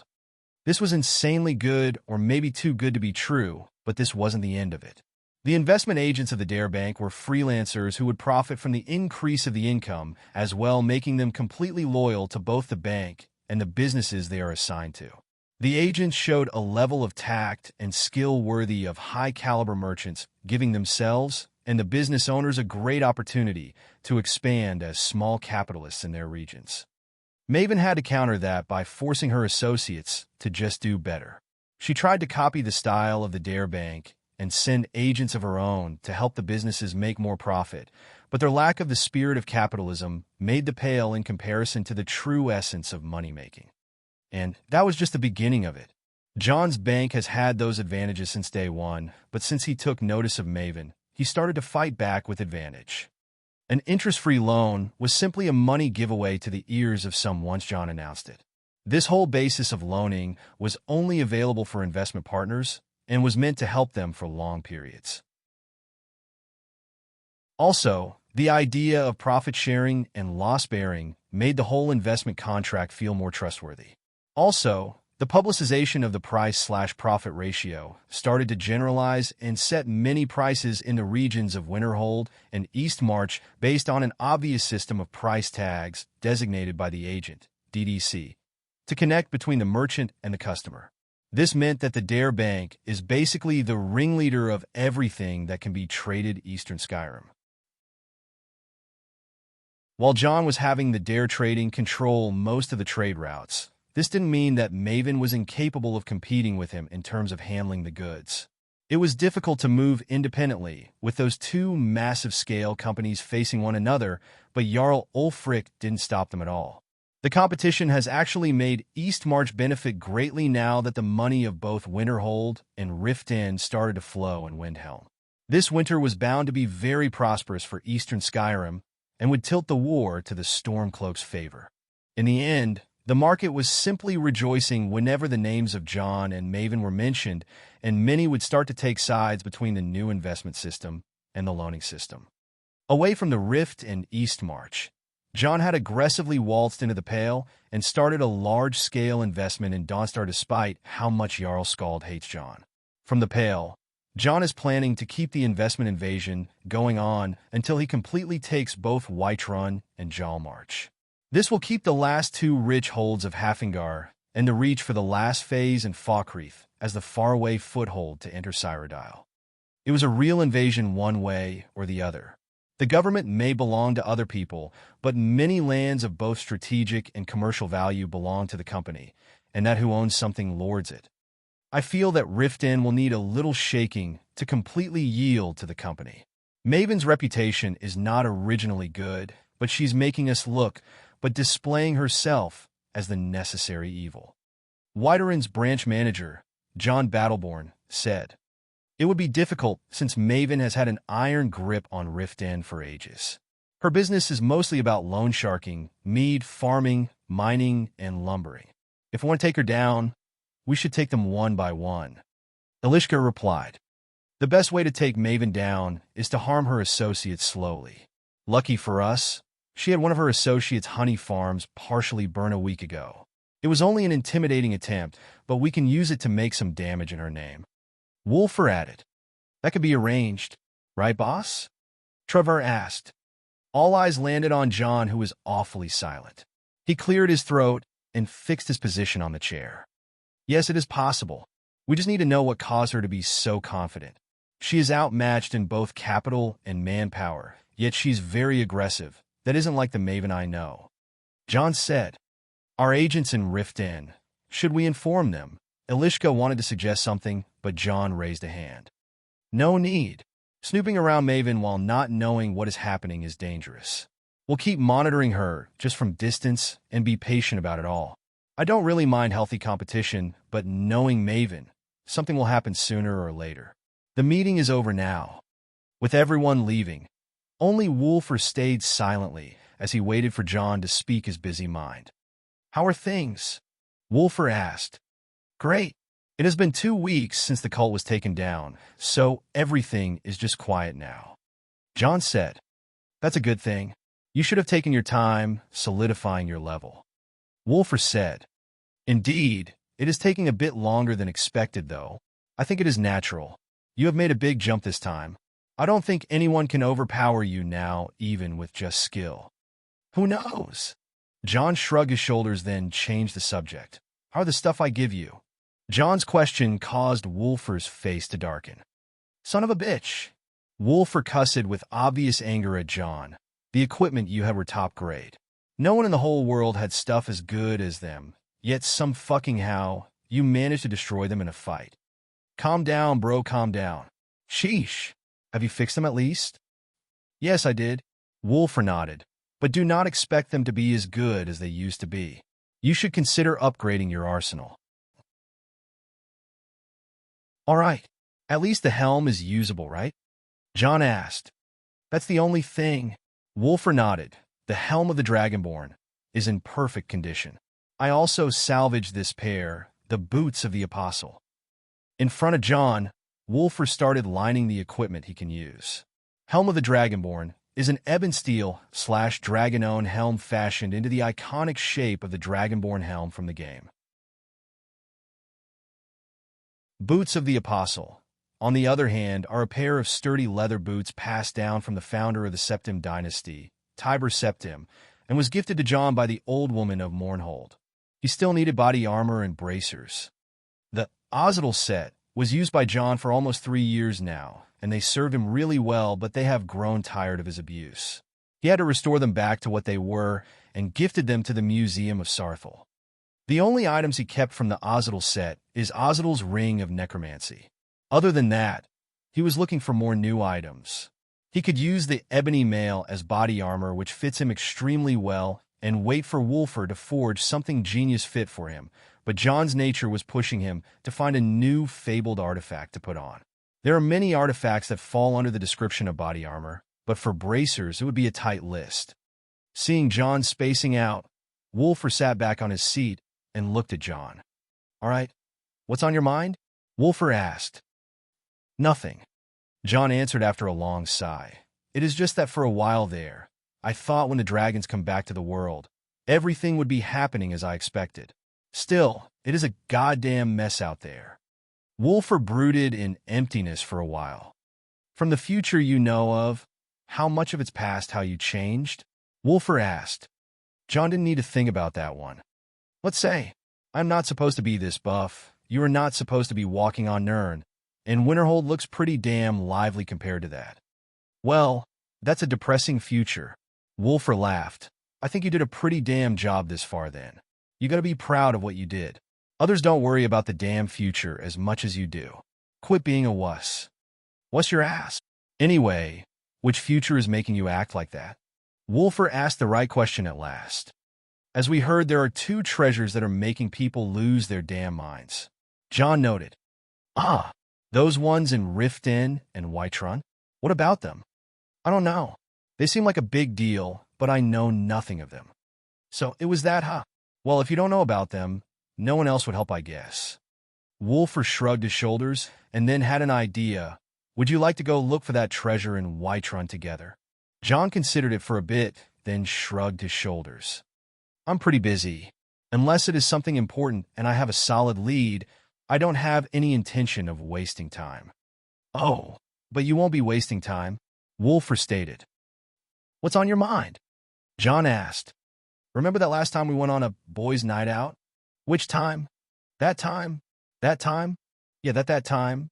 That time we went drunk shitless in Solstheim and made both Sheogorath and Sanguine proud. Indeed. But I see nothing good coming from that. John hesitated. Come on, it would be you, me, and the rest of the boys. What the worst that can happen? Wolfer asked. What's the worst that can happen by getting drunk in Whiterun? You have no idea. In the end, John agreed for a boys' night out. Historians recorded that this decision by John Dare altered the course of history maybe a few times in one night.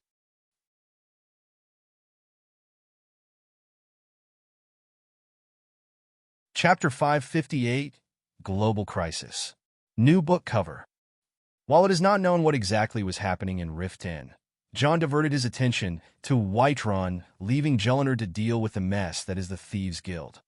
Things have changed in Rift Inn for the Thieves' Guild, and if not for the existence of both John Dare and Maven Blackbriar, the guild would have gone bankrupt a long time ago. Those two esteemed clients of the guild were indeed at war, and the guild couldn't interfere, but still could profit from managing the deep currents. While Maven was favored by Mercer Fry and his goons, Delvin Mallory and the other veterans like Brynjolf and Vex saw Winterhold as the new land of possibilities and wanted to expand there. In their ranks, Jelliner was registered as Sparrow, a new talent that Brynjolf discovered after a little recruiting attempt in the market. She proved to be the guild's new lucky charm after the suffocating amount of bad luck they all experienced made them lose pretty much most of their power in Rift Inn. Here's how the guild operates. In every hold, there are a number of businesses that are worth many thousands of septims. These businesses need more than just insightful management to operate. In order for the rich to go richer, they have to play by the rules of the underworld. Bribes, smuggling, dirty competition, etc. This was all services provided by the guild in exchange for a percentage of the profits. With clients like Maven, who powers her Blackbriar meadery through the Golden Glow estate, this estate going out of business is extremely bad news for her, so in order to protect it from someone like John Dare, whose wealth is almost limitless, her deal with the Thieves' Guild was to keep her main business uninvolved with John Dare. The guild also keeps an eye on every unlawful business inside Rift Inn, even though they were losing control lately.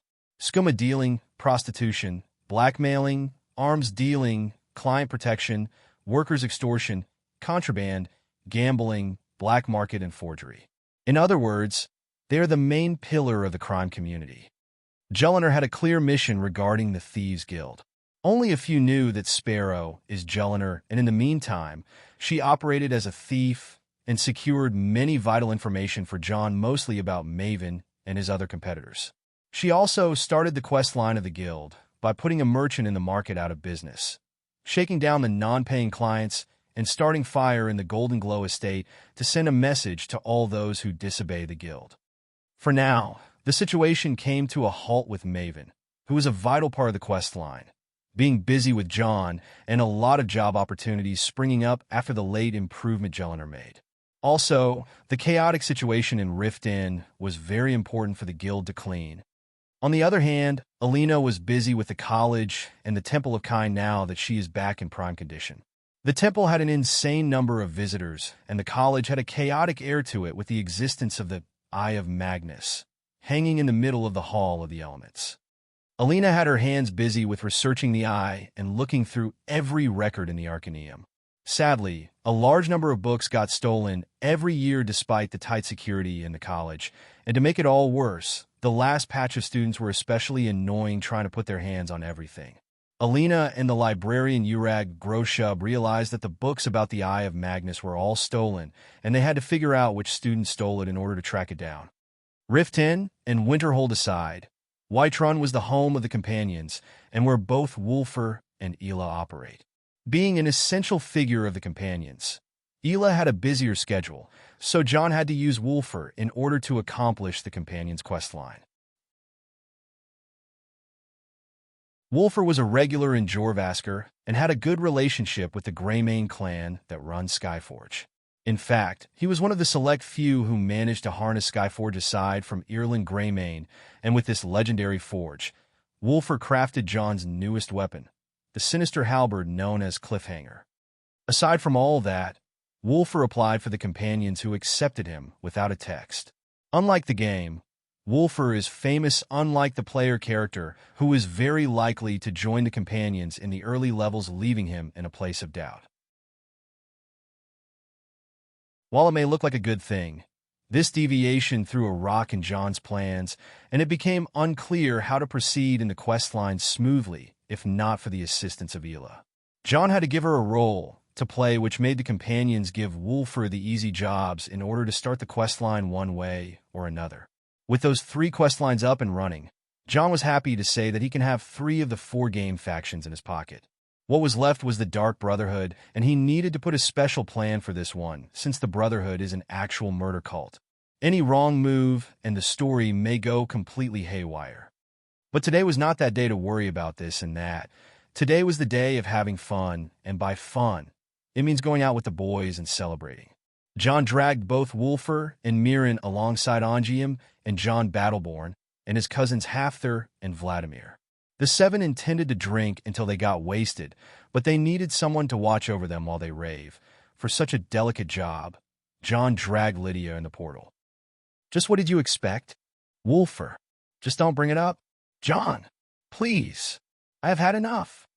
Mirin, they indeed went out to drink and caused some trouble, but that was 2 days ago. It was imaginable that the situation may go out of hand, but even imagination had its limits. This, however, it was all the wrong scenarios happening together at the same time. Can we just find my clothes, please?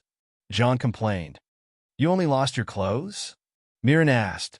What did you lose? John asked. Mirin chose to stay silent for some reason while the rest were burning through him with their gazes. John, just wear anything from your cube. You still have it, right? Wulfr stopped the situation before its sidetracks once again. I do. Don't worry. John made a thumbs up. Now, is anyone here still missing something? Wulfr asked the people that are still around. Mirin and John kept silent. John Battleborn shrugged his shoulders. Vladimir smacked Hafthor on the head before he snorts another bottle of moon sugar. Ongium just sat there staring at nothing. Zykel was still trying to recover. Lydia was helping him fix his broken wing. Nefertiti was lazing in the shade of the fort's tower after snorting a legendary amount of catnip, and Barbas was trying to break his way out of the cage John put him in with the captured bandits. As mentioned before, a lot has happened. Shouldn't we be worrying about what the Stormcloaks and the Imperial would do now? Mirin asked.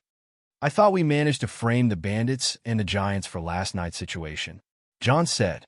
Do you think any sane person would believe that some bandits and some giants were playing, throwing boulders together? Mirin asked. I do. And at least nobody died, right? John asked. 2 armies. Mirin spoke, running out of patience. What? I don't know what you're talking about.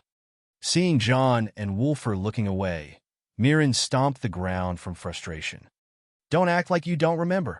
You two almost annihilated two armies last night. The Stormcloaks and the Imperial will surely know that two drunk lunatics were behind the failure of their assault on this fort. Mirren shouted. Oh, that was us. Wolfer nodded. The team of hangovers is now in Fort Greymore, not too far from Whiterun City. To summarize how they are now occupying this fort, it all started last night when they were all dead drunk in the Giants' camp between Whiterun and Greymore. How they arrived at the Giants' camp is a different story. No one realized that the Stormcloak Army and the Imperial Legion had started an operation to take over Fort Greymore that night in order to secure Whiterun City. If the fort falls to the Stormcloaks, it means that they will be able to isolate Whiterun from the west and take it. If the fort falls to the Legion, it means that Whiterun's standing will remain the same. Originally, Fort Greymore was occupied by Whiterun troopers and guards, but a month ago, the skirmish between the Stormcloaks and the Legion exhausted the resources of the fort, and it soon fell to bandits after some of the guards defected from service. Some bandit chef took it over and started extorting the travelers, but both the Stormcloaks and the Legion had plans to take him down. Last night, these plans overlapped together, and it happened that the nearby peaceful giants were dragged in the mess when a mammoth was killed. John and the others were crashing at the giant's place for some reason while being completely drunk, and so they got to participate in the mess as well. With the Stormcloaks on one side, the Legion on another, the bandits in the middle, and the giants waving their clubs in anger. The 7 drunk boys couldn't miss the chance, seeing that the two armies have even brought siege equipment like catapults and mangonels. John and Wolfer were so excited and drunk that they decided to enter a competition with you guessed it, the catapults. John snuck to the battlements of Fort Greymore and secretly joined the bandits, then started breaking chunks of the fort and threw it at the catapults across the battlefield. Wolfer and the others remained with the giants and started picking up large boulders and throwing them at John. With those superhumans playing around in a drunken ecstasy, the two armies started running around for their lives after experiencing a rain of boulders and, of course, getting all their catapults broken down. It was strange how it ended with John competing with his friends at a game against actual catapults, but it somehow ended in his favor and the fort half gone, lying in pieces around its original location. But none of that was the actual problem. John laid on the ground and gave out a long sigh after finally finding new clothes. Feeling decent at last, John said as he fixed his clothes, but soon he looked at Zykel and remembered what happened. What should we do about Sanguine? At this rate, the whole world shall notice what happened. Wolfer said, I know. This is a disaster. It has been 2 nights already. Mirren agreed, then turned to John. I can't believe you have caused a worldwide disaster just to get drunk. John's face darkened as he avoided eye contact with them. I didn't expect Sanguine to be this prideful about getting me drunk. Also, Sanguine's quest wasn't supposed to go like this. John started looking for excuses. But he was right. The Daedric quest of Sanguine was supposed to be a bit lighthearted. The player would participate in a drinking contest with Sanguine, who was disguised as a Breton, calling himself Sam Gavin. After the contest, the player would wake up in Markarth after breaking into the Temple of Dibella, figure out that he stole a goat and sold it to a giant, figure out that he got married to a Hagraven, and figure out that Sam Gavin is Sanguine and he is somewhere in Eastmarch, then get a reward for entertaining the Daedric prince. That is what was supposed to happen. What actually happened was John taking his gang into Whiterun and directly looking around for Sam Gavin, then asking him for a drink strong enough to make him drunk. After the last breakthrough, John acquired a high tolerance to alcohol, making it impossible to feel the slightest of dizziness. It was an absolute deal-breaker to him, but he thought he would manage somehow. Sam Gavin used every liquor at his disposal to try to affect John, but it almost felt hopeless. Even the avatar of the Daedric Prince of Alcohol was feeling dejected that every known alcohol didn't work on John's high tolerance. What was left was to get creative, and Sam Gavin had to resort to extreme measures. He faded back to oblivion to return to his prime as the Daedric Prince Sanguine, and John didn't exactly know what happened, but according to the talk between the Draymora, Sanguine had done something reckless in order to brew a liquor strong enough to make John drunk. John's eternal flesh power, along with his Thunderheart formation stage, gives him an enhanced metabolism, which renders most diseases and poisons useless. Thus, a special brew was needed to outlast this metabolism. The product managed to exhaust Sanguine quite significantly, as he seemed to have had to travel across Oblivion for a few times to gather its ingredients. It was a matter of pride to the Daedric Prince in order to make this ridiculous mortal that challenged him drunk. The result was a golden liquor made of the most outrageous ingredients ever. Sam Gavin bragged that he had to travel to Akavir itself to gather some of those ingredients, such as dragonling extract, essence of the flame monarch from Inferno, pure amber prism from the Shivering Isles, honey petals from the planet of Dibella, and such. John had to admit that this is the best liquor in the world, worthy of its creator, but while he was complimenting it, Sam Gavin seemed to have disappeared. John didn't give it much thought, as he wanted to really feel tipsy again, but he didn't realize what has changed in the world. After a day, everyone other than him started to instantly become sober, as if their liquors were not working anymore no matter how they drink. According to Zykel, every liquor other than John's has lost its intoxicating property and became just a normal liquid. The scale of this phenomenon was global. No one knows how, but Zykel said that the Dremora that serve Sanguine can't contact their lord anymore. To sum it up, there was only one established fact here. The Daedric Prince of Booze has gone missing.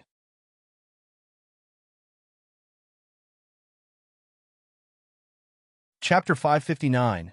This is a robbery. The new all-in-one.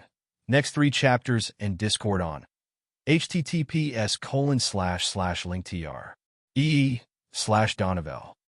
So, where did Sanguine disappear to? To answer this question, a few things needed to be taken into consideration.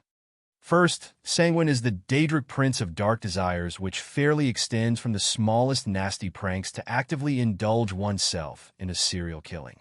Any sort of dark indulgence that would be the path of Sanguine. Getting drunk and doing all manner of drunken atrocities is part of the list as well, and here's where the problem lies. John was having problems with drinking since his metabolism can deal with most poisons, let alone alcohol. Thus, Sanguine promised John to make him the drink, which will get him completely hammered. Second, the way Sanguine made contact with John was through his avatar, Sam Gavin, as Daedric princes can't manifest on Tamriel without the help of a mortal medium, especially in the late 200 years after the Oblivion Crisis. How or where do they find mortal vessels is beyond John's knowledge. The other avatar he met before was a Breton called Theodore Gorlash, who was an avatar of Shiagarath who came and acted as a Gothi at his wedding. With little to know, John wondered how he would embark on a journey to rescue a Daedric prince so that everyone else can get drunk. My Thane, I suggest you give up.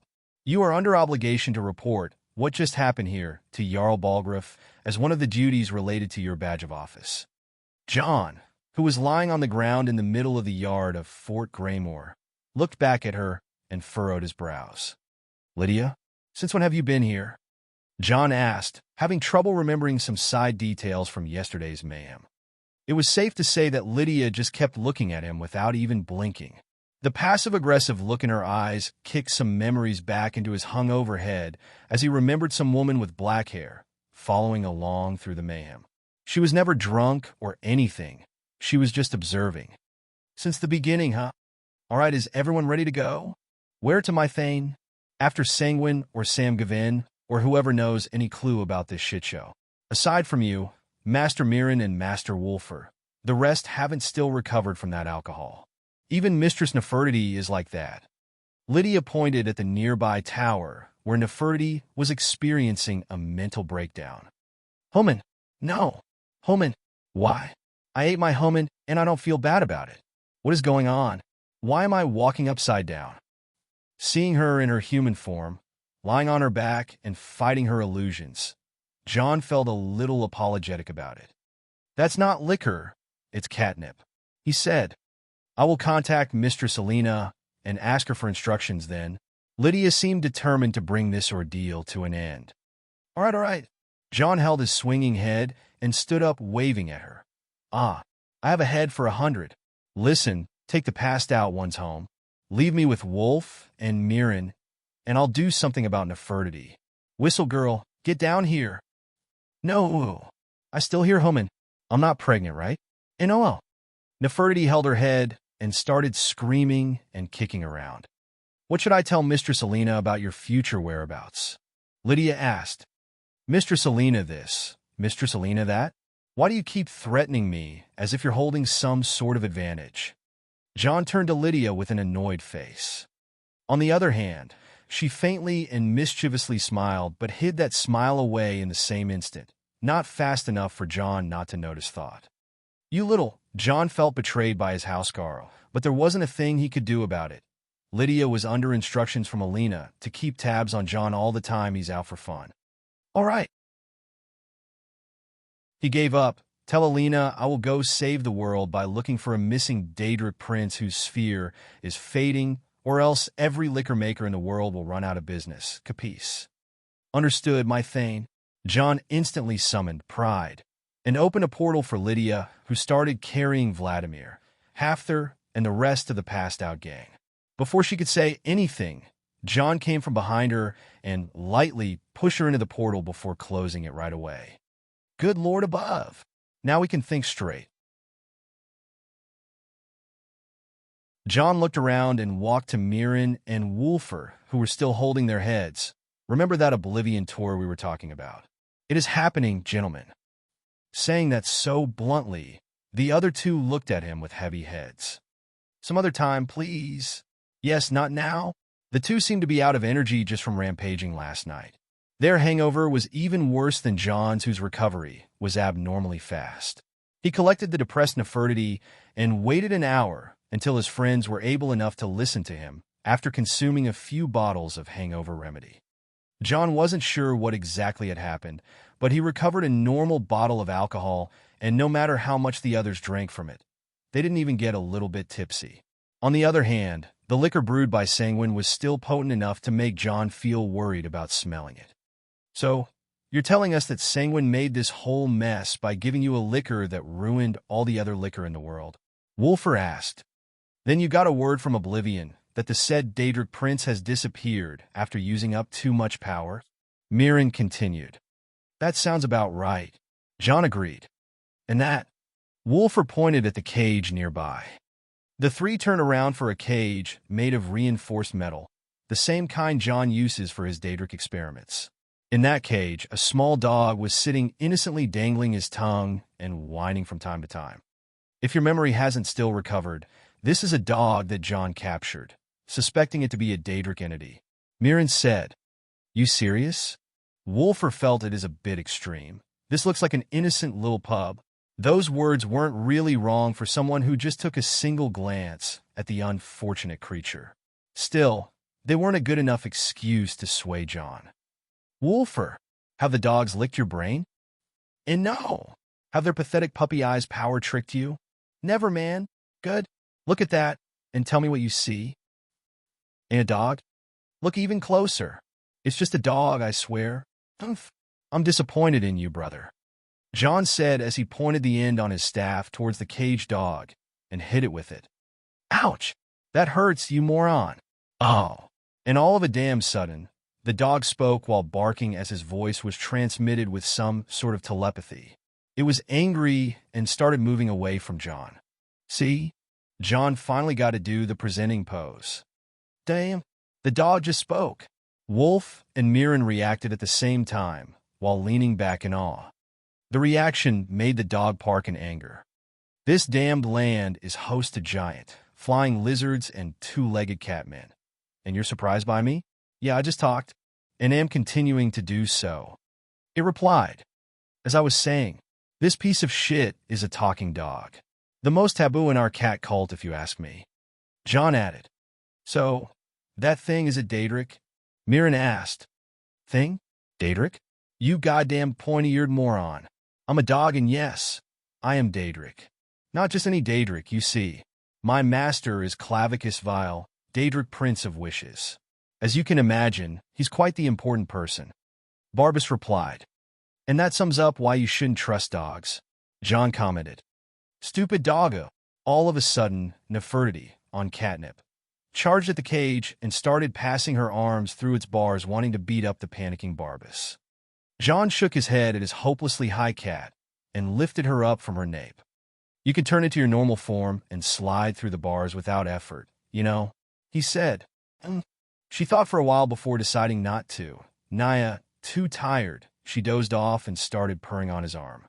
As I was saying, this whole shitey situation started developing when a dog showed up. That's a bad sign, I tell you. John returned to the subject.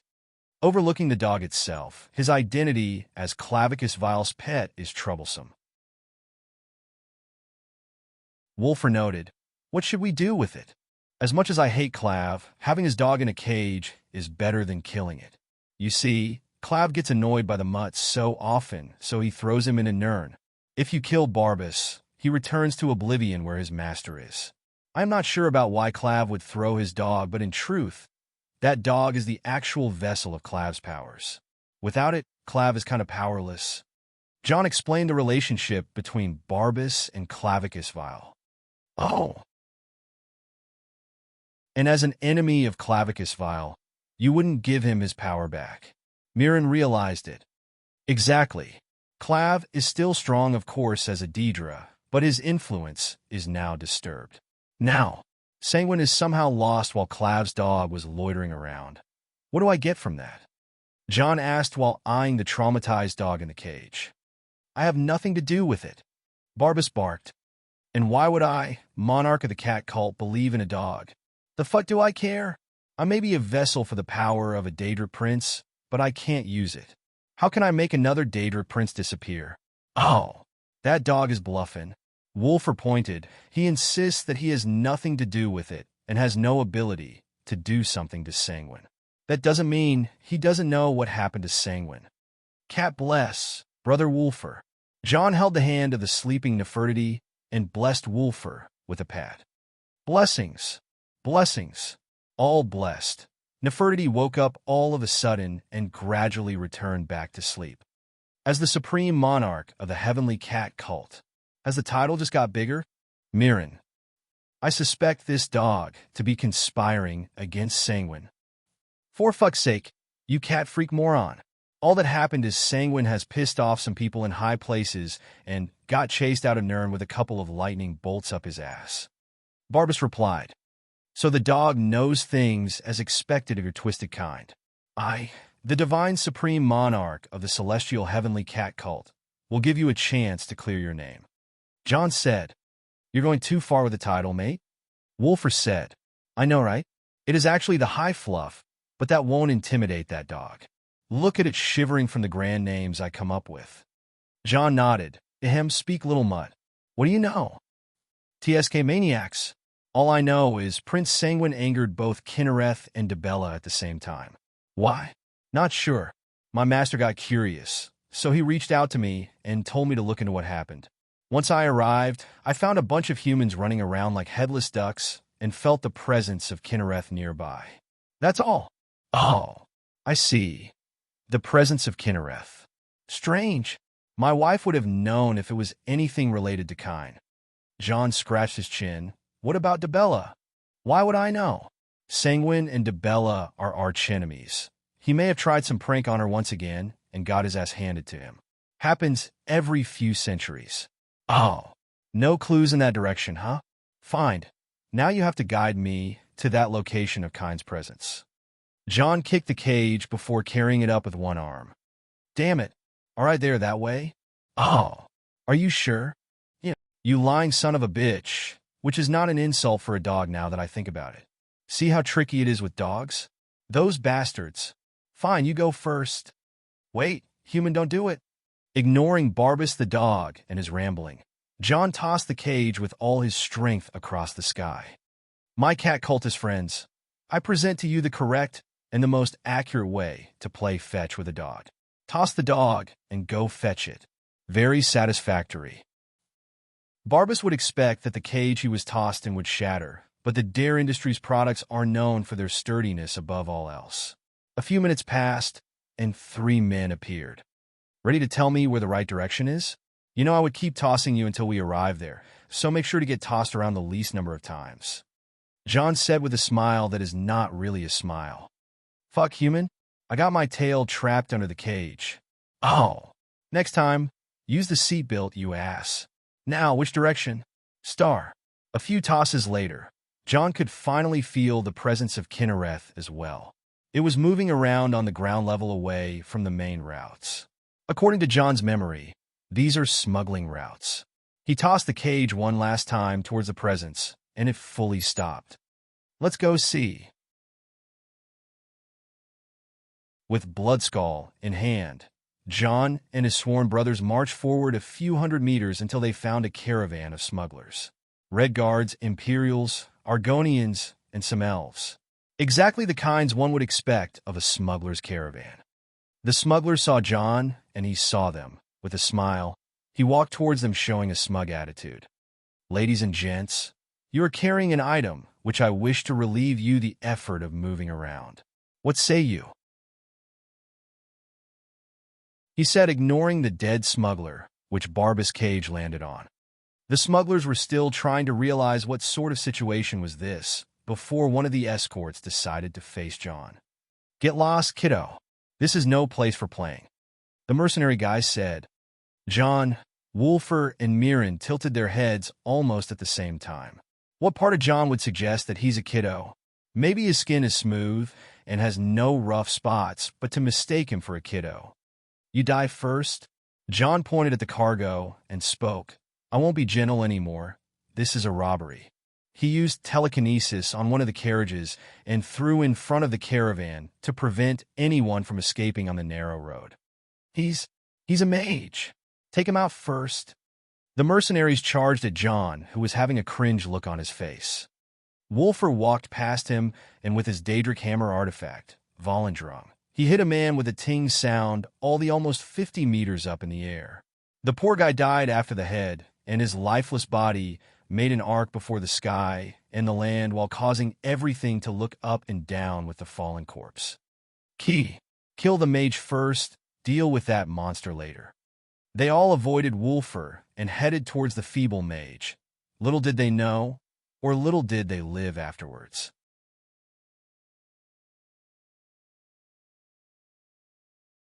Chapter 560, Gypsy.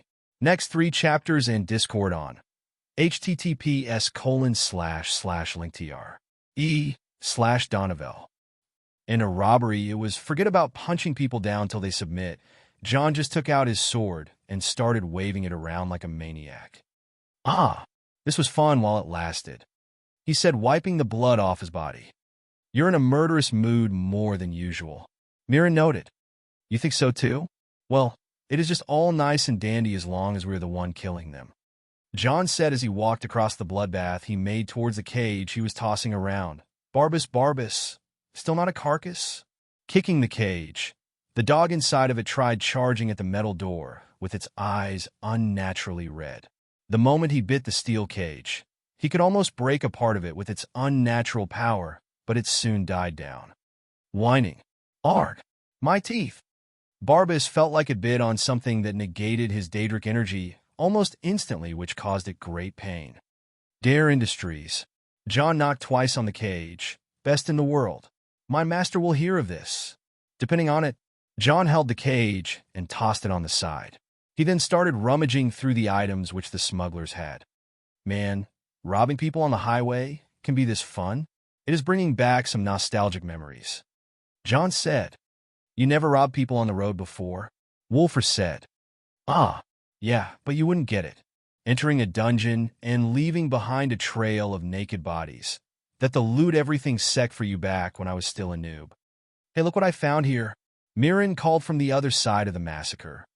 John and Wolfer looked at his directions, only to find him coming over with a chest putting it down. What's that? John asked. Don't know. Locked tight, magic sealed, a very masterful lock at that. There are imperial insignias all over the chest as well. Mirren said, Locks. Haven't picked those in ages. John took out the skeleton key, and with a click, you are an embarrassment to keykind.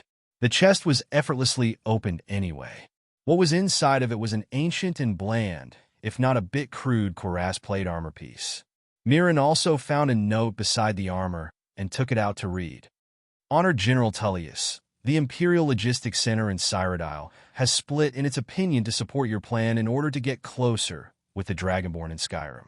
Whilst the war and the Dragon Crisis, some of us believe it is not the safest of times to bring out the national treasure of Cyrodiil, while others say that in these times of great need is when our treasures are to be put to use. Both the Emperor and the Cult of the Ancestor Moth are in favor of the latter opinion, while you can guess how the Synod and the College of Whispers reacted. Here is what it is. The Empire agreed to send the treasure to Skyrim, but for the love of the Eight, make sure it doesn't get stolen again. Kinnereth guides you. H.S. Mirren handed out the letter to John, who made sure of its authenticity. The Empire's national treasure? That sounds like trouble. Wolfer said. But it was meant to be delivered for our boy here. Mirren pointed. If General Tullius was truly thinking of me so sincerely, I think I may actually blush. John said and laughed, but soon returned serious again. I feel like we walked in an ambush, though. Hearing John saying that, the two looked left and right with their weapons drawn. It is a figure of speech, you morons, John said. Oh, sorry. Think about it. Rumors fly around about a treasure missing in Whiterun. The greediest person in Skyrim. That's me. Surely won't resist and come across this sincerely written note and treasure. Now I would start to feel like the Empire is looking out for us dirty, poor barbarians in the north. John said with a sneer. So, what will you do with it? Wolfer asked. What do you think? John asked back.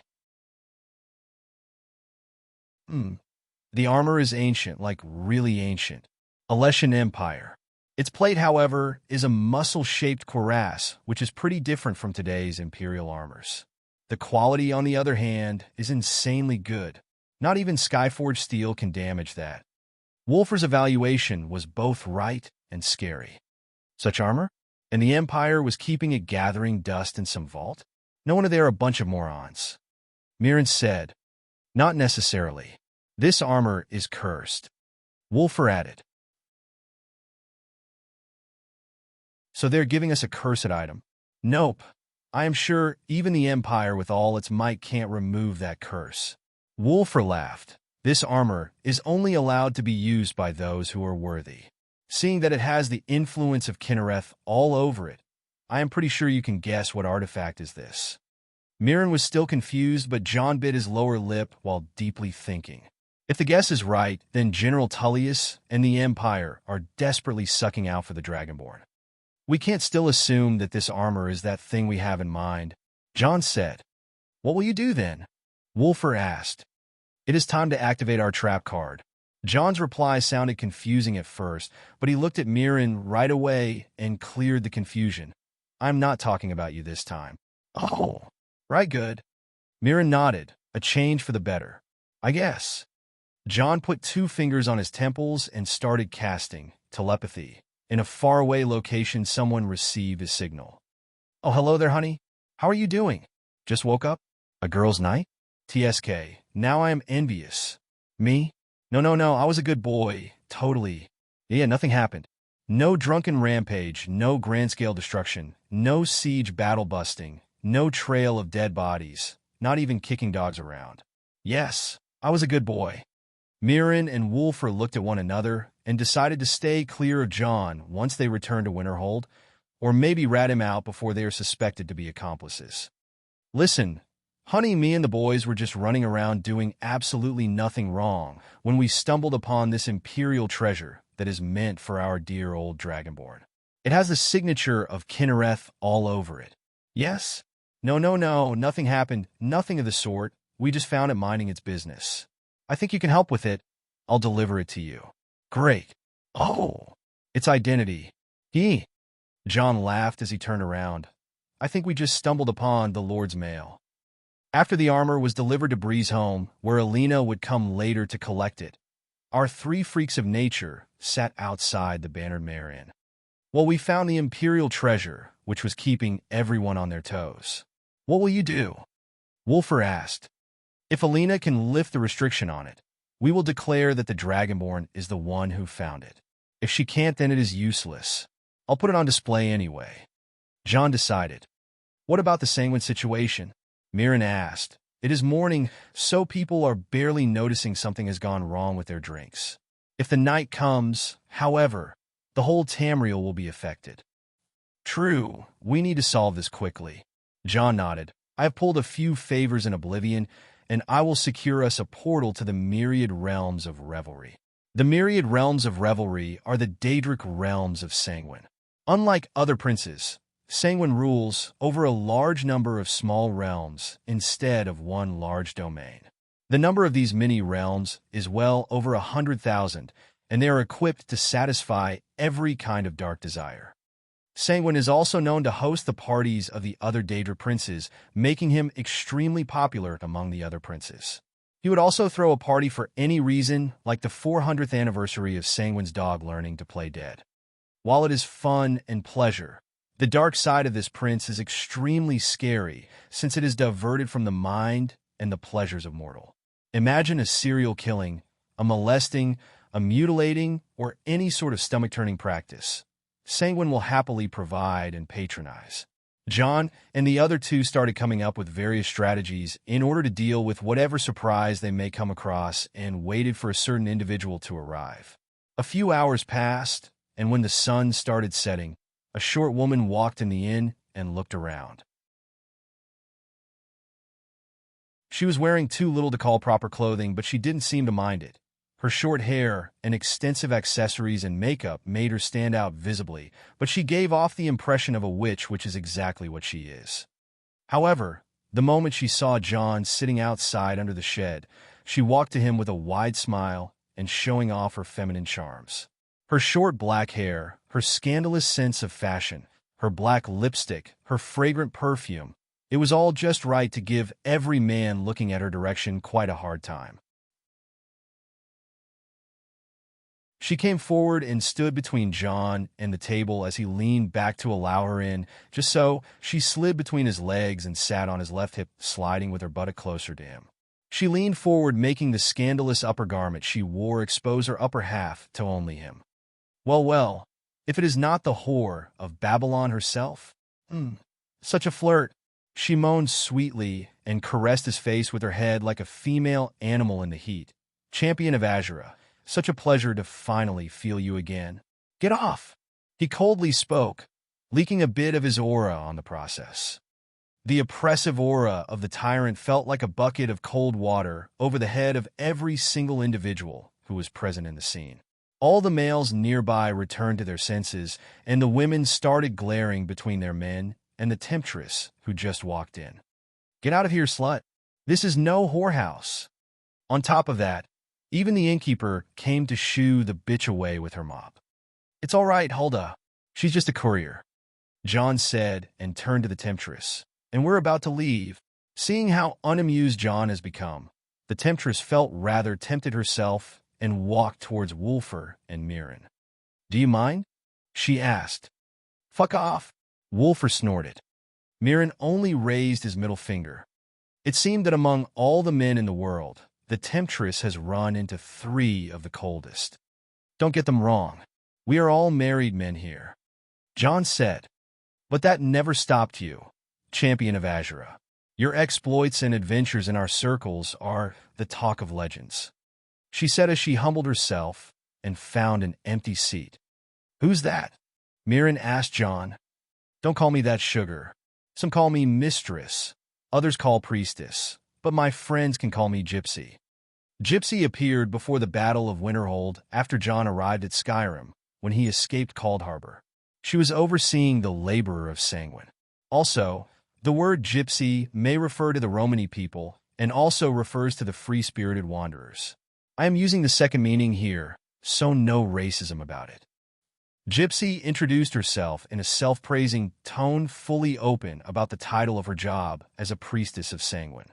A very dangerous individual with connections in both higher and lower places. She turned to John and spoke. I have come to escort you to the myriad realms of revelry. Any luggage? She asked.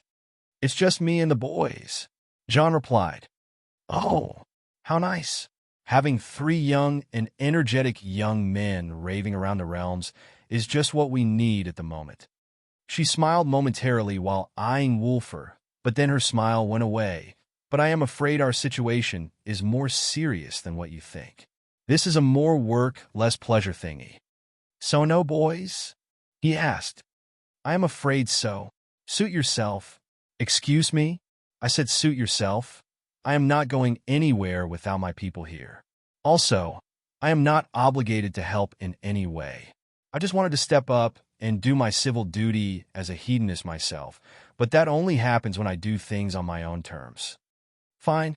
She raised her hand, dejectedly accepting, but I am afraid the situation is a bit out of hand.